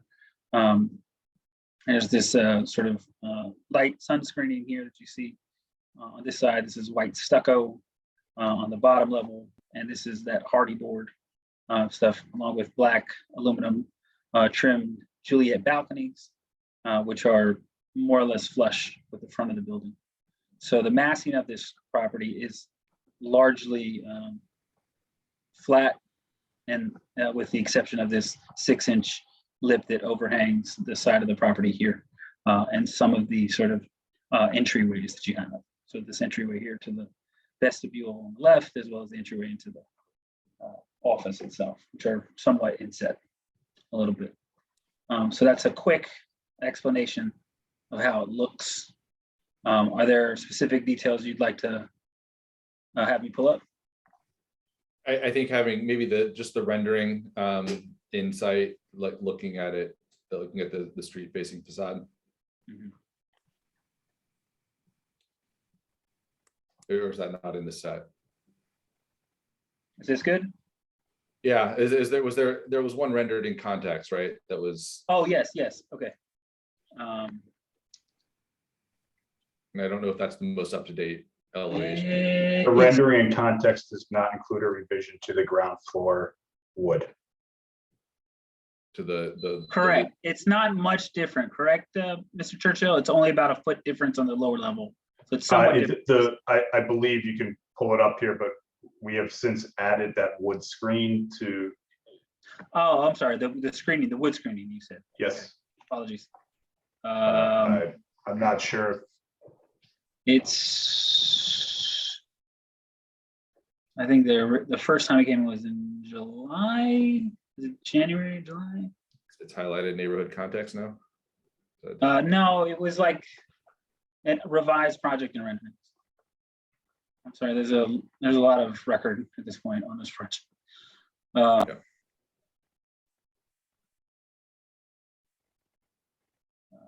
That's a prior. Okay. This is it. Okay. Minus the wood screen. Yes.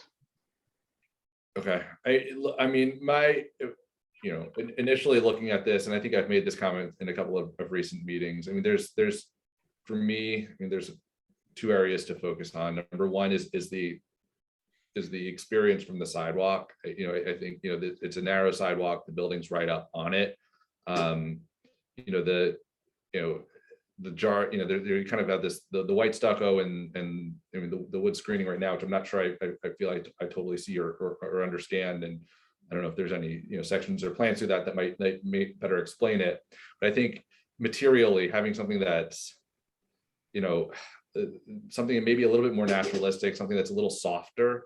So, you know, because as this thing is so close to the sidewalk, I don't know if there's any way, you know, and I don't know, you know, we're not looking at the plan right now, but even honestly, if that storefront was offset a little bit, you know, inside, just to take this thing off of the sidewalk. Right now, it's a big, you know, it's a big jarring wall, you know, right up against you. And I think you know, ways of softening that, insetting it, using some warmer materials. And I think related to that is again, just that, you know, that reading, the kind of monolithic component of the, you know, reading of the facade versus this big kind of gray box. When you guys first came to us, you showed us all these, you know, beautiful, you know, kind of vertical historical buildings in the neighborhood with these, you know, these columns that were expressed, and you know, kind of we kind of land on this, which I think doesn't really speak any of the languages that you were trying to show us before. And I'm not saying, you know, like I don't think historicism is the answer. That's not what where I'm trying to point with that.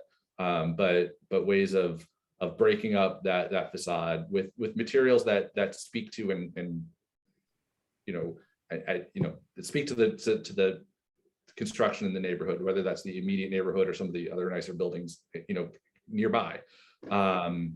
So that you know, kind of expressing that verticality. And finally, I know I'm speaking quickly, but I think I'm getting my basic sense across is kind of going back to that, you know, you've got these multiple levels of the building.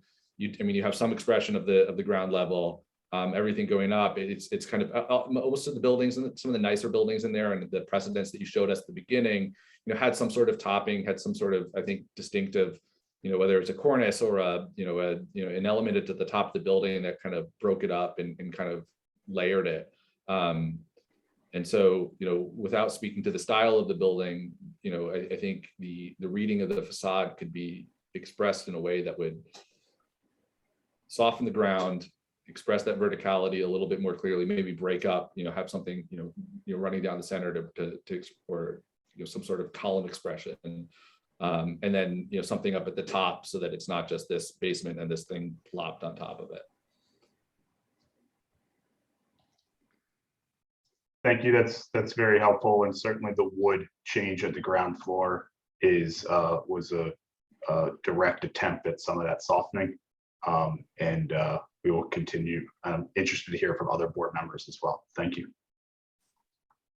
I don't have much to add because I really appreciate the comments that Seth made. So, you know, my concern, well, there's several concerns, but one was sort of in response to the community's concern about the building being, you know, so much on right up to against the sidewalk. And I understand that it probably would not be possible to set the entire building back, but as Seth suggested, if there's some way to articulate the ground floor so that it is not imposing so much on the sidewalk, and that there's sort of room for people to look down the block and see if their kid is riding their bike down the block or coming, you know, friend coming from the train station. So I'm not really going to add anything more than that because I think I share all of Seth's concerns and comments, but thank you. I have a couple of things I want to say just really quickly. For next time, it would be helpful if you would show actual material pictures of what you are actually proposing. I'm not sure. You have some reference images that you have shown from previous projects you have done, which are helpful. But I would also show some actual pictures of materials because sometimes the renderings, you know, they come out a little lighter, darker. The color is not exactly right. So just want to check against that. And if you would also, I would say generally it just helps if you could speak, not now for next time, a little more of a narrative about your design concept and why you have chosen some of the materials and why you have made some of the design decisions. Sort of like, just want to hear you talk through that. I'm sure you have in the past, but if you could give an update on that. I would also say something I would suggest is kind of in line with what has been said already by the other board members. I would look into if you can add a little more depth to the facade. Just a personal comment. Right now, everything is reading very flat. And that kind of goes back against, if you could tie that into your narrative and your material choices, that would be very helpful. I would say I like the standing seam.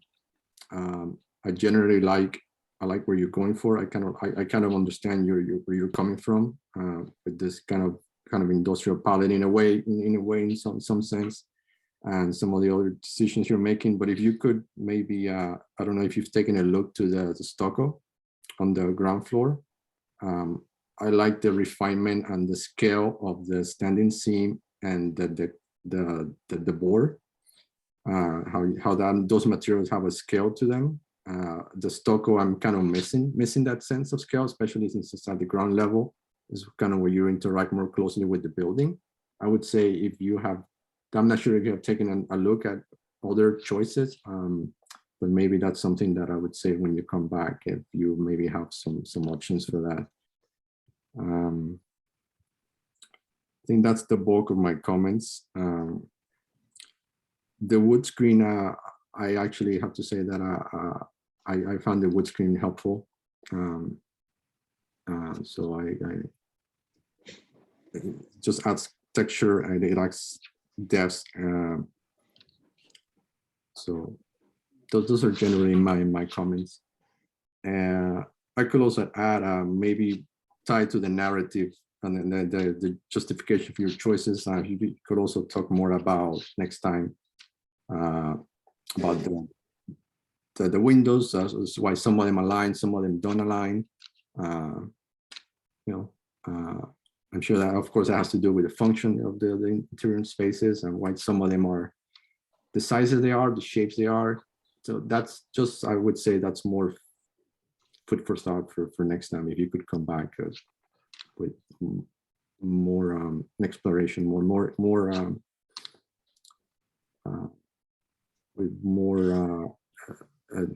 a concept or narrative of why you made the decisions that you've made, I would say that would be very helpful for me personally. Thanks, Ulysses. Thanks. So, yeah, can I just add? I just want to echo what Michael said about the front. I know there's probably no way to really pull that back, but it does, and as you also said, Seth, it sits right on the sidewalk, whether there's anything that can be done with breaking that up a bit. I think it's worth noting here to the applicant so that they understand that if they encroach on the right of way, that would require an approval by the Board of Trustees to grant that, or they would have to, sort of take off that portion of the property. So they may want to consider, if nothing else, giving themselves as much leeway as possible from the property line so as to not encroach on the village property or apply for a license to encroach in advance. Before I see Mr. Seinzerball has a hand up. Are there any other board kind of comments, questions before I ask? They have maybe just a final word on this. I just have one quick comment, Chairman. Thank you. I do agree with Ulysses and Chairman Seth about maybe breaking up the design a little bit. I know this is a mixed-use building. You got commercial on the bottom, you got residential on top, but for someone who's just really passing by, I can't really tell the difference much when I look at this building. It's got that uniformity from top to bottom. It's very boxy.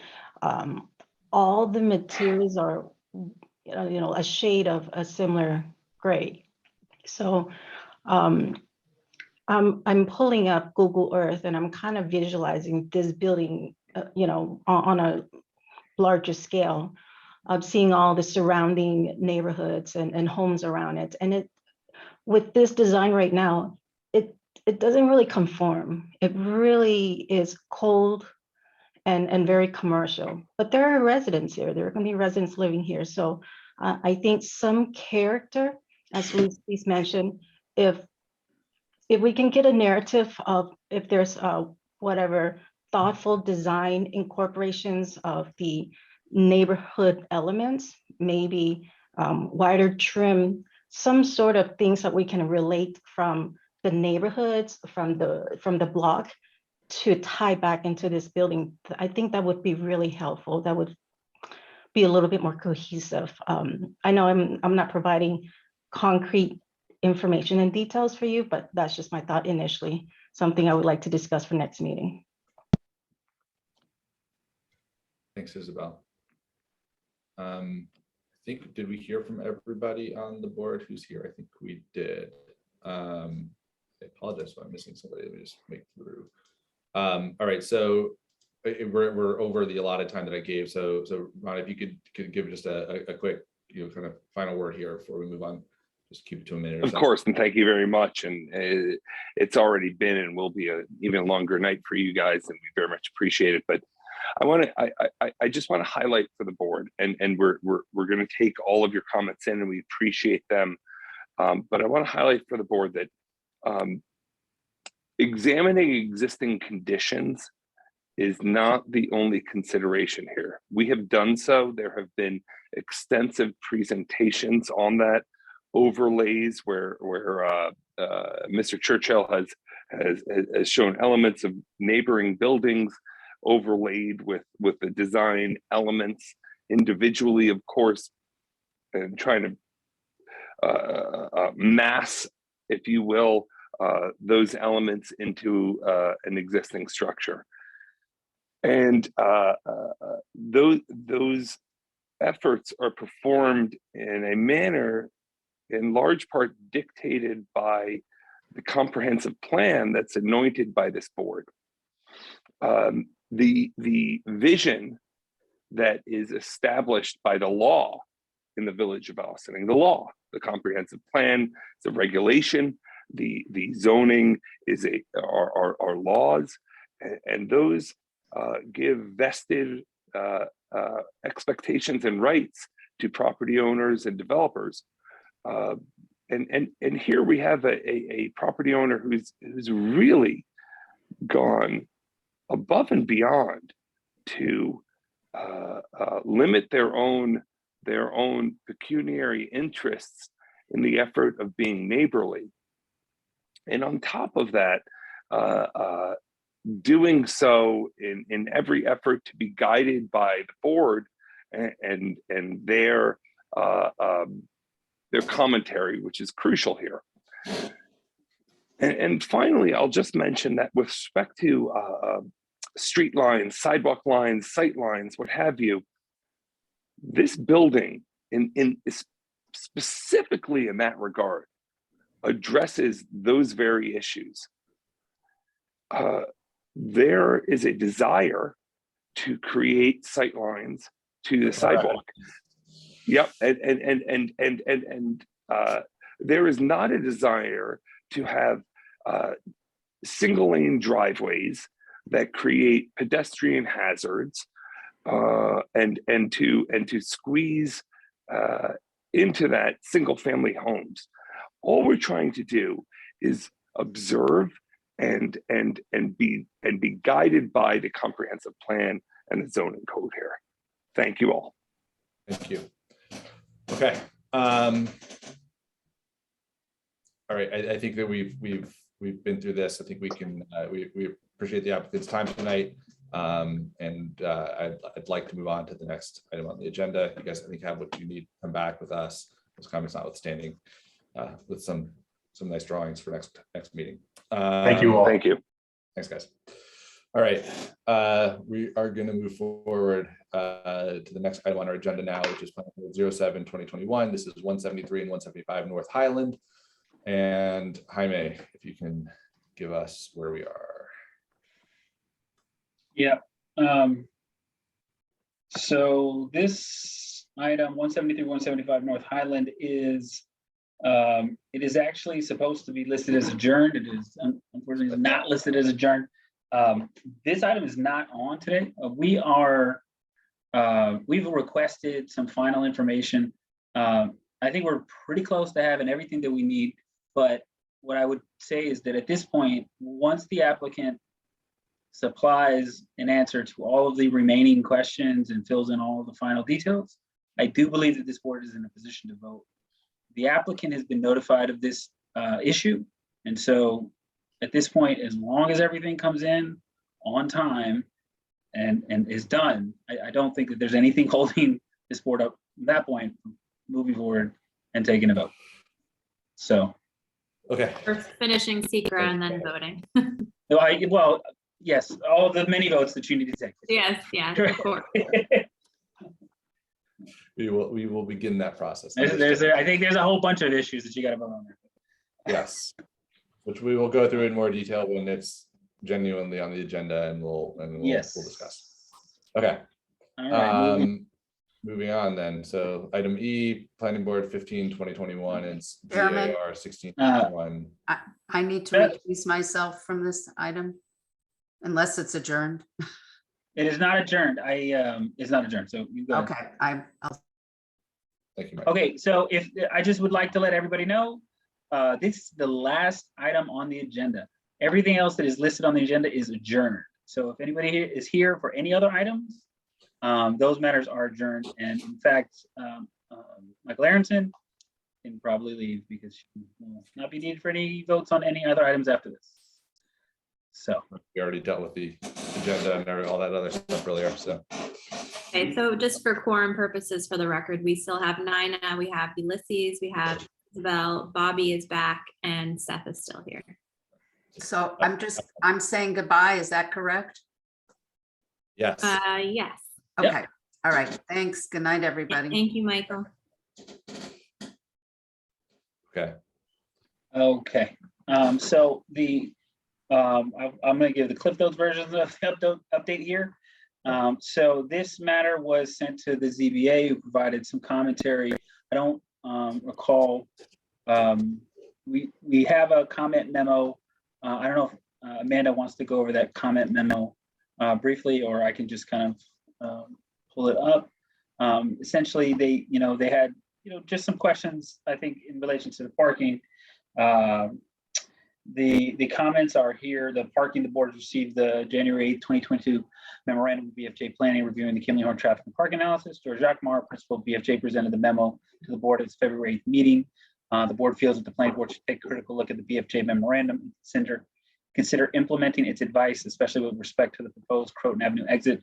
In respect to height, the height of the proposed building is a clear contrast to the former nursery. The board feels that the planning board should continue to examine the issue of height and assess whether there are better ways to situate, reconfigure the building on the property to lessen potential adverse impacts, given the building size and the size of the property. The board notes, however, that the applicant's addition of a dense row of full-grown conifer trees to the rear property line could help mitigate adverse impacts resulting from the building's height. 3, Brownfields, ZBA believes that a detailed presentation describing what contamination has been identified on site and the proposed cleanup that is the subject of the applicant's brownfield cleanup application will be helpful in the secret review. This is assist board members as they review phase 1 and phase 2 reports. I think that one of the biggest takeaways that we did have the traffic engineer from BFJ come in and discuss their analysis of it. I think that their analysis led to, in addition to some comments that they got from the DOT, some changes in the project in regards to access to Croton Avenue. We do have the engineer from BFJ, George Jacquemart, who is here, and I think it'd be probably a good time to bring him in so he can talk a little bit about the memo he submitted. Sounds good. All right. I'm just showing the letter with the ZBA's comments. Oh, thank you. On the screen. Yeah. Jaime, I blanked completely when you asked if I wanted to. It was fine. I was like, why would I read them? And then I remembered that I drafted this letter. Yeah. Yeah.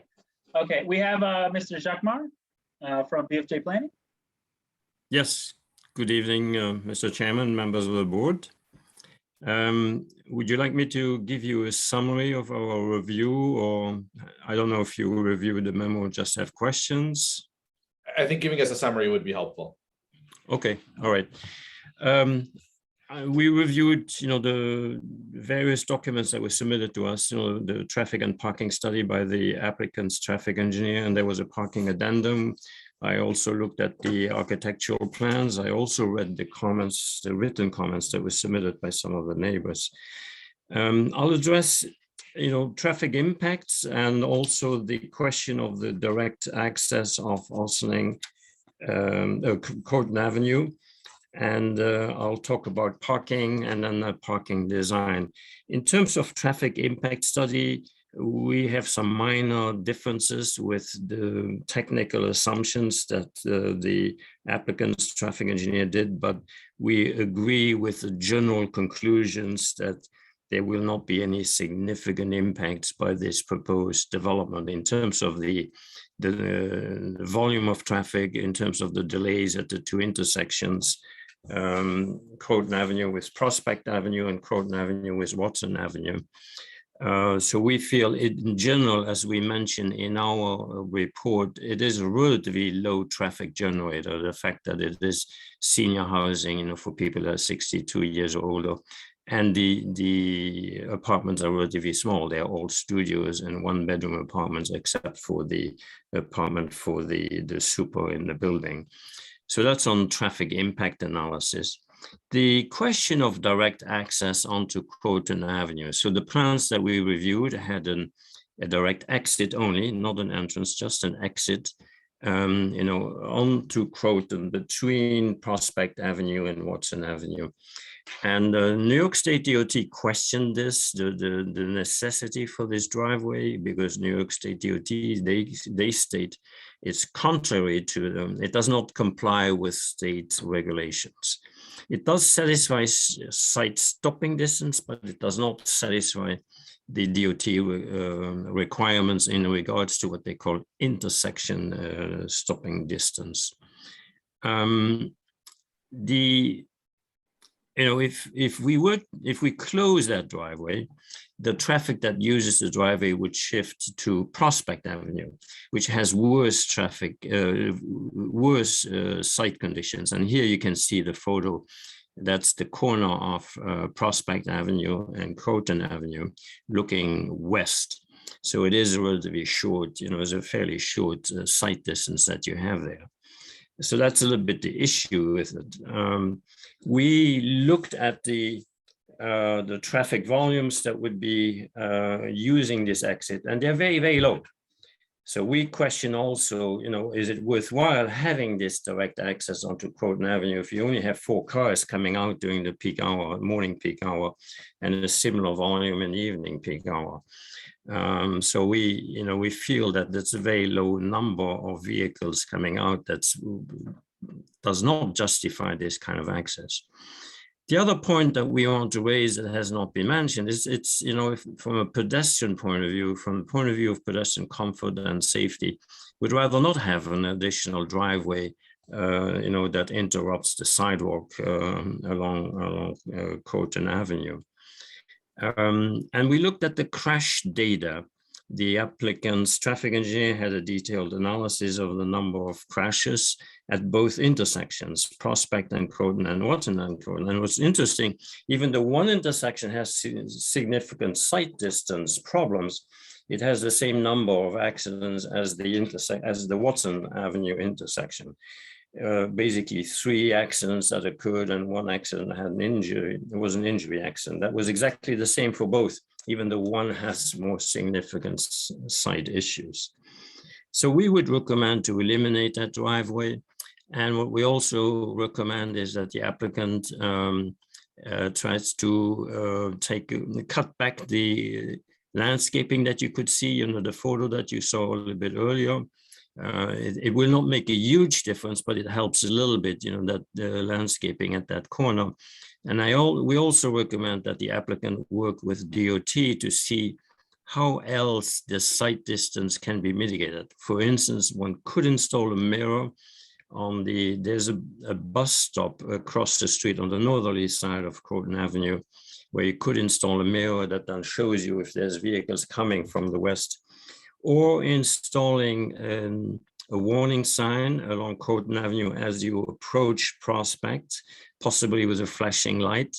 But that's up to DOT, and we would recommend that the applicant work with DOT. And I know they had a meeting after our zoning board's evening. I don't know what came out of that meeting with DOT, but hopefully.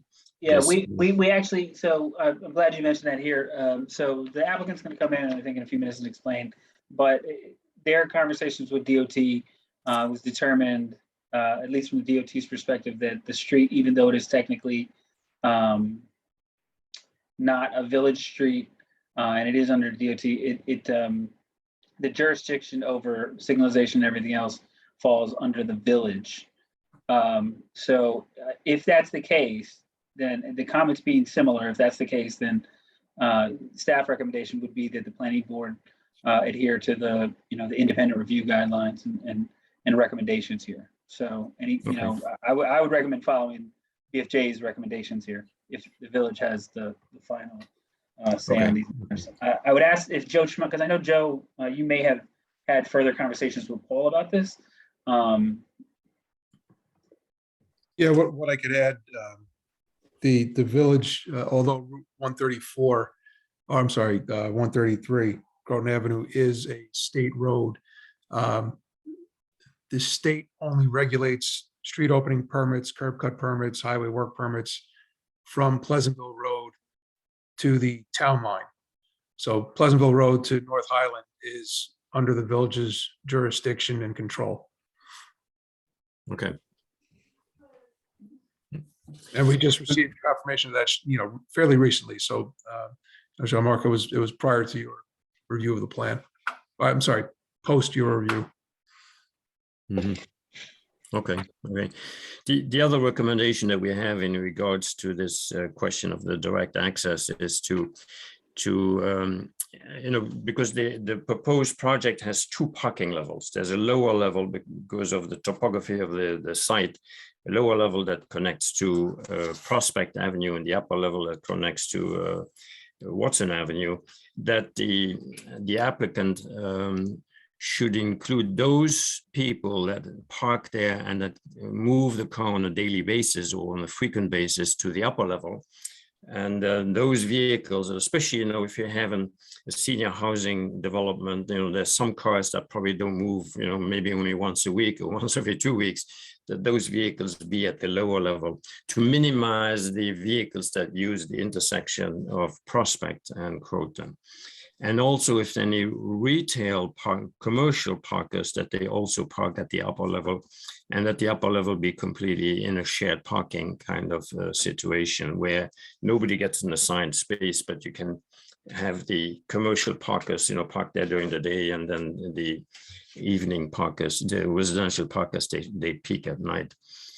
So that's in regards to the direct access and the kind of mitigation measures for the direct access. In terms of the parking numbers, we looked at the parking analysis that the applicant's traffic engineer provided. They provided data on similar developments that in the New York metropolitan region. They also provided data from the Institute of Transportation Engineers. We disagree a little bit with the analysis that the applicant did, and we would recommend a slightly higher ratio. But it's still, the bottom line is that this proposed application has enough parking spaces to meet the demand. Our estimation is that the peak demand would be about 65 parking spaces if they don't share parking with the commercial. If they do share parking with the commercial, it would be 65 minus 7, 58 spaces, and they do provide a total of 79 spaces. So we feel that the parking supply is sufficient, even though they don't meet the village code. Finally, in terms of parking design, we recommend that they have the end spaces on both of the decks, the upper deck and the lower deck.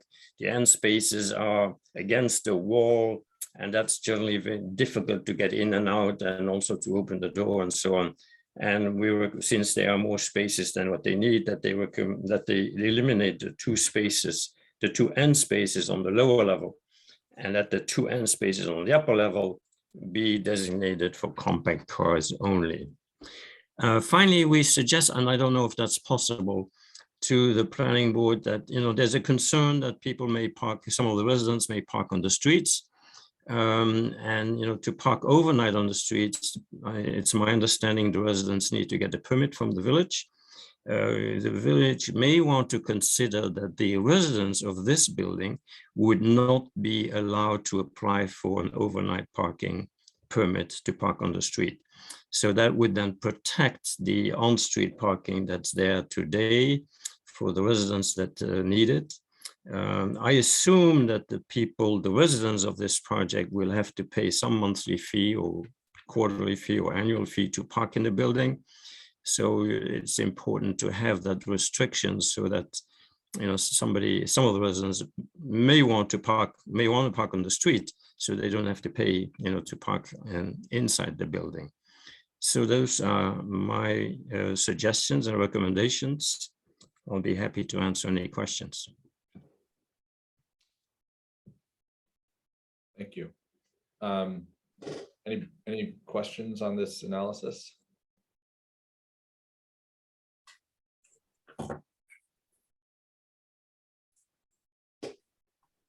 Not seeing any right now. I mean, maybe we could bring the, it'd be helpful, so George, if you stay here, we can bring in the applicant. They can kind of go over the changes that they've made in response to this analysis. And that way you're kind of here to guide us through any questions as they may come up. So Jaime, if you're there, if you could help us bring in the applicant. Jaime ran to bathroom and he made me in charge, but I've never had to bring participants in before, so I'm gonna try. All right. Okay. Oh, that was easy. I guess Franz is allowed in, Jacqueline is allowed in, John Canning. Oh, okay. John Fry. Am I missing anyone? Oh, Michael's Aaron. Did I miss anybody from the applicant's team? Joe Apicella? Yes. Hello. Hi.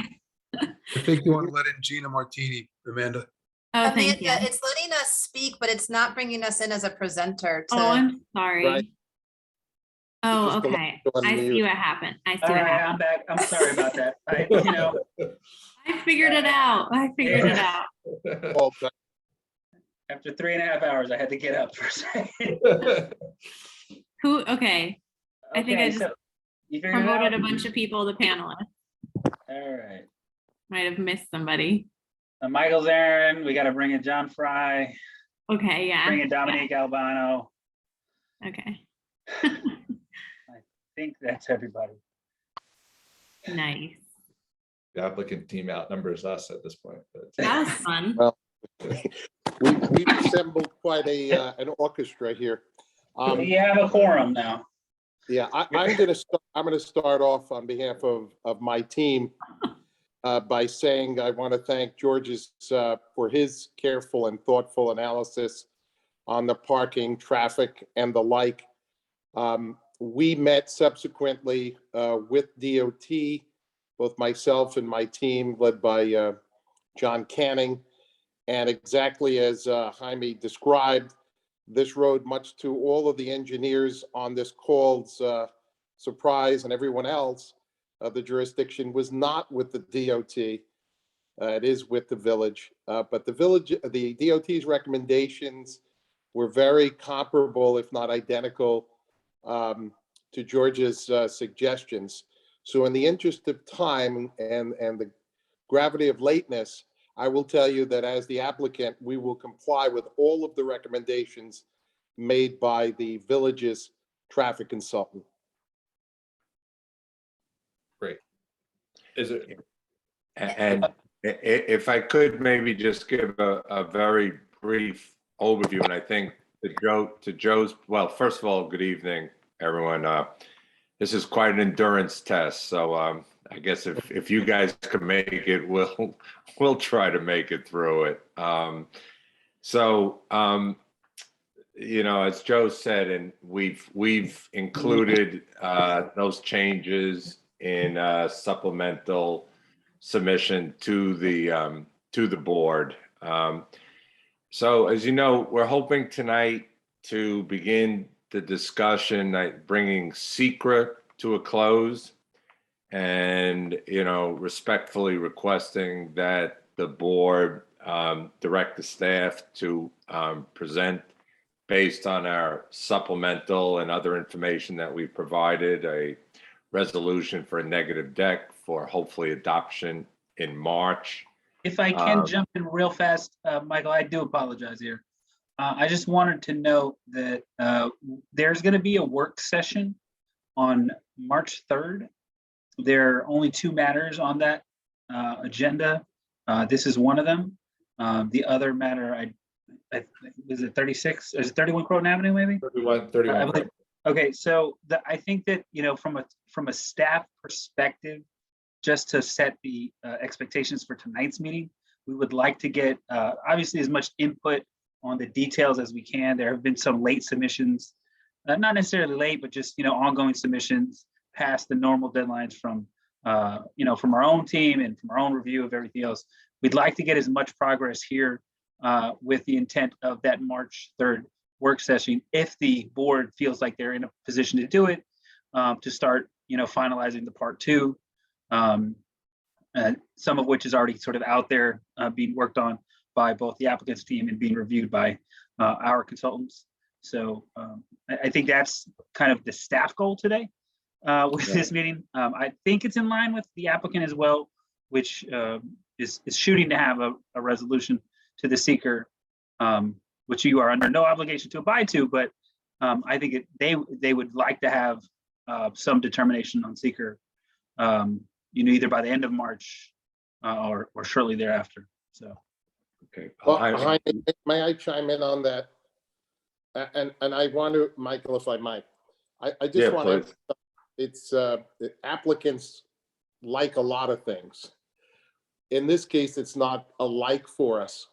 It's a situation that we're in where we, as a matter of business, have to make a determination in that timetable, frankly, whether or not to move forward with the project. We have a pending acquisition that we would have to make in early April. And the partnership is not in the position to do that without some indication, given all of the resources we've put into this at that point, that we're going to move forward. So that would be a several $1 million acquisition or not. Naturally, we don't want to do that if we're not getting some indication, at the very least, with a neg deck in this project within that time period. So you know, of course, all of the determinations and all of the evaluation is done by the board, and we defer to them in its entirety. But I have to be upfront and honest with you as to this applicant's situation. Well, I think just to, again, supplement Joe, you know, look, you have to have obviously the information before you to satisfy your secret hard look, and we appreciate that. And I trust or hope that this board recognizes and appreciates the responsiveness of this applicant. I mean, we have worked very, very hard to provide you with all the material and information you've requested of us, including, as I think Jaime referred to, the Kellard Sessions memo that we received, you know, on around a couple of days ago, essentially February 18th, dated February 18th, much of which, you know, frankly was, and you know, I've worked with Kellard Sessions for and Joe, and this is not a unusual memo. A lot of it is recognizing and acknowledging work we've been doing, work we've done, as well as a number of site plan issues and even some building permit issues. But nevertheless, because we are asking you and have tried to emphasize the urgency we're under. We even tried to respond to this memo within the couple of day period before this meeting to, again, provide you with the information you need to make an informed decision and satisfy your requirements as Amanda and Jaime would provide you under the rule of reason under SECRA. And that's an important rule under SECRA, that every project is based upon the circumstances of that project. Every impact doesn't need to be have to be analyzed at the same level, but I think we've done a pretty exhaustive job to at least get through SECRA. And we're not asking for in March necessarily site plan approval. It would be nice, but we're not asking for that, or architectural review board. But the SECRA negative deck, I think we've provided you respectfully with sufficient information, including the traffic, as Joe mentioned. We've adopted all the findings of BFJ and the Department of Transportation, including their finding that we have provided sufficient parking. We've done additional renderings on the height. We've done, we've really done a very thorough. We've buffered that area, included additional screening, and given you all the submissions and analysis. I think that puts you respectfully in a position to determine that there are no significant adverse impacts, and to be able to at least close the SECRA process. And then we can also go back to the ZBA, where we've been, I think we've had at least 3 meetings with them and have gone through the same amount of scrutiny and public comment period and the like. So, I mean, that's our hope, and appreciate that, you're holding a work session on March 3rd. If that positions you for a resolution in March, we greatly appreciate that. And at this point, you've seen our additional submissions. I don't even know if John Canning needs to speak, except to say already we've adopted all the all the recommendations of the BFJ and Department of Labor, and we've included that in a supplemental. So I don't know. So there's one. Go ahead, Jaime. Okay, so just in order to keep this sort of focused in on SECRA, there was one memo. I would know that the applicant's been asked to do a lot of work in putting in information here, and they have been responsive to every single item that we've asked for in a faster time than we've probably received it from pretty much anybody in my past 2 years. So I want to commend them for that. There was one particular memo that I asked them to prepare to help this board in making their determination on SECRA and to understanding what their rationale is, so that we could know why they think that the planning board has what it needs to make a decision. There's a technical memo that was prepared by VHB. And I'm gonna pull that up real fast. So this technical memo that was prepared by VHB gets into the details. So if you go under here, you'll see right at the bottom, there's this 136, 140 Croton Avenue SECRA Tech Memo 215. And the memo details sort of their interpretation of how they think it should be, how the part 2 would be determined, and their explanation for why. I think, obviously it's still being reviewed by all parties. We did get a response from Paul Waddell, who looked at this and did have some comments here. Not a lot, but a few comments. I don't know, I don't want to put Joe Tremelli on the spot here because there's a lot of stuff going on. But if he had any additional comments he wanted to add to this at this point, it might be helpful as well. But I think that this may be the VHB memo. It'd be useful to use this as the basis for the bulk of tonight's conversation, if we could, since a lot of work went into that, and it covers everything I think you're going to want to get into in regards to seeker questions. So Joe, did you want to add anything? Joe Tramelli?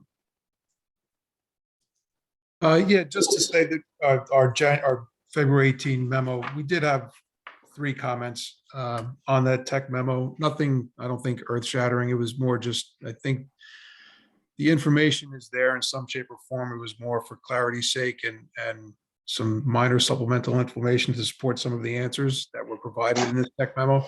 So I don't know if they had a chance to review any of it or had any questions on it, but I don't know how you want to go through this now, Jaime? No, I don't. I just wanted to Or we're know. going to do this Yeah. at the session. Yeah, I did not necessarily want to do it now. I just wanted to know if you had any major comments that or not. Yeah. No, I don't And think so. to Joe, to your point, we did include, right, the additional like fire service, ambulance, police, the capacity, utility capacity, those things in our point by point response to your memo that we submitted. When was that? Today? We submitted it Yeah, that was today, Joe. today. Oh. We got it in. reviewed that 3 times already, Michael. Yeah. Thanks for We giving me try the to get- time. We try to get it as fast as you get it. We try to get it in. We turned it around, Joe, and Don't do me any 26 favors. and No, we that's did the fine. fis- As long we as- did the yeah, So we fiscal- have something to work with on the work session. That's great. Okay. And we'll take a look at it prior to then, obviously, and if we have any questions, we'll discuss it with you. We'll communicate and reach out to you. Great. Okay. Just know, I just want to ask a quick question, knowing that that is going to be the basis for the review on the 3rd. I will say we will do, again, we try to turn things around as quickly as possible.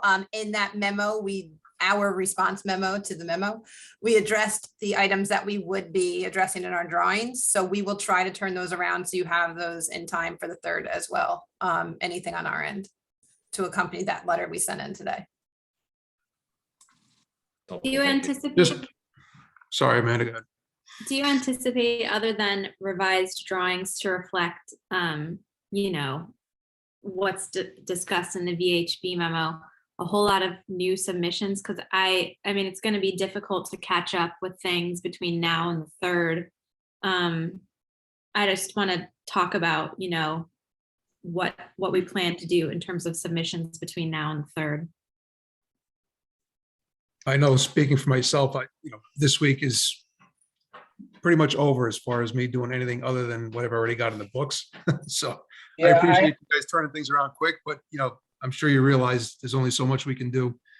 No, and I would relay back to Michael that I think in general, we've provided you with all the information for the secret review itself. Most of the comments that we're addressing are either for site plan or for building department. So I don't think they're necessarily relevant specifically to that question. We've addressed everything else we feel and have already submitted that up to this point. So those would be in addition, above and beyond for secret.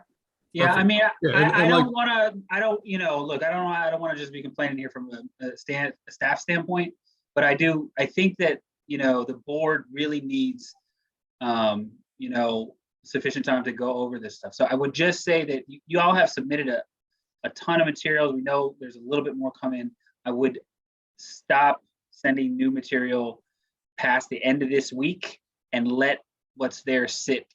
So we just need to get it, because the board really needs to have a couple of weekends to sit and take a look at these materials. They're going to be ready to talk about it on the 3rd.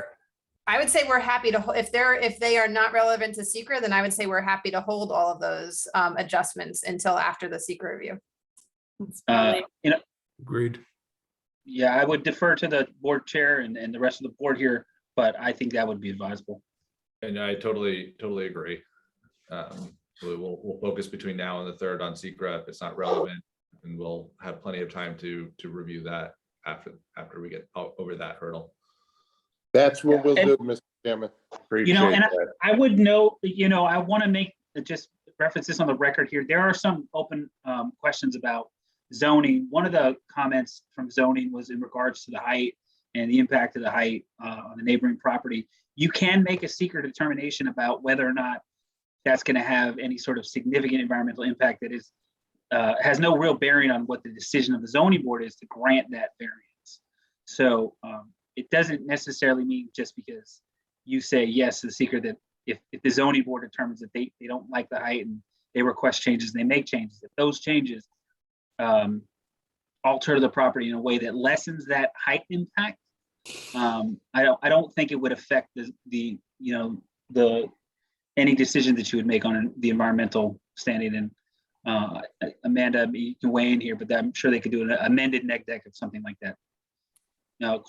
Forced to change. Yeah, I agree. We're good on that. Sense. We do have, it looks like we may have some people in the public. We haven't opened up a public hearing tonight. I think given where we are, I think I would like just to open it up quickly to give anybody the opportunity to speak. So can I have a motion at this point then to open up the public hearing? To reopen the public hearing? I'll be Bobby Balker making a motion to reopen the public hearing. A second. Isabel Wynn, I second that motion. Any objections? No objections, motion passes. We're now in a public hearing on this project. Is there anybody here tonight to speak to this project? If there is, please raise your hand. Do not see any hands. There's not, no. Okay, all right. So motion to adjourn the public hearing. Isabel Wynn, motion to adjourn the public hearing. Nina Aaron, second. Any objections? No objections, the motion passes. We are now adjourned for that public hearing. So, I mean, it sounds like we kind of have our way forward at this point. We're kind of have what we need, it sounds like, to get to have a meaningful conversation on the 3rd regarding SECRA. And that'll, I think, kind of determine, how we move forward with everything. So any other kind of questions or comments from the board? I know that was kind of a staff and applicant conversation largely, but it was important. Okay. Okay. Yeah. Jaime? Yeah. No, I was just going to note that there have been, there have been some new comments. Obviously, the last comment from the public came in on 125. I would just direct the board to take a look at those resident comments for last updated on 125. Please, as always, and we're, public hearing is adjourned, but obviously it'll be reopened again in subsequent meetings as well. So thank you for that. Okay. Roy, can I just ask a question in regard? So with the work session on March 3rd, knowing that we're looking for secret determination at the end of the month, will we have time? Will the comments from the work session be shared with us in time for us to address any of them, for you all to be able to review those in a timely manner for the March meeting? So that's actually a good question. I think so. Part of the work session, Chairman Ward, you can actually speak to the applicant at these meetings. You just can't have a public hearing. So it's your, I think, determination, you and the board's determination as to whether or not you want to have them attend that meeting and be there in the event that you have questions you want to ask them during that meeting, or not. No, I mean, I think that, the way I would like for it to work is it'll be mostly a board conversation. I think to have maybe not your entire team if necessary, but a few people present, just as Jaime described, if we have any questions or want you to go back for something. And it's also, I think, important for you to hear what we're talking about. That way you get instant feedback. So. Okay. Thank you. We only come to meetings that start after 11 p.m. So if it's before 11 p.m., we may be way too early. Won't be able to make it. That's perfect because we're starting at 11. Exactly. I did just have another board meeting scheduled right before that work session, so I'll be running to get out of that one. I take my hat off to you guys. You're not kidding. All right. I think we have. I think we're there. So thank you guys, and thank you. See some of you on the 3rd. Enjoy the rest of your night. And as far as the board is concerned, I guess we are done for tonight, right? We've gone through everything. So unless there's any housekeeping, Jaime, that I'm missing. No, I think that's it. I think we're done. Okay. Can we have a motion to adjourn the meeting? Good night. Bobby Bowker making a motion to adjourn tonight's meeting. Thank you, George. Thank you, George. Thank you, George. Isabel Lynn. Thank I you. second the Good motion. night. And any objections? No objections. The motion passes. Our meeting is adjourned for the night. Thank you guys very much. I know it's a late one, so see you again in a couple of weeks for the work session. Thank you, everybody. Good night, everybody. Good night. Thank you. Yeah. Good night, everybody. Bye.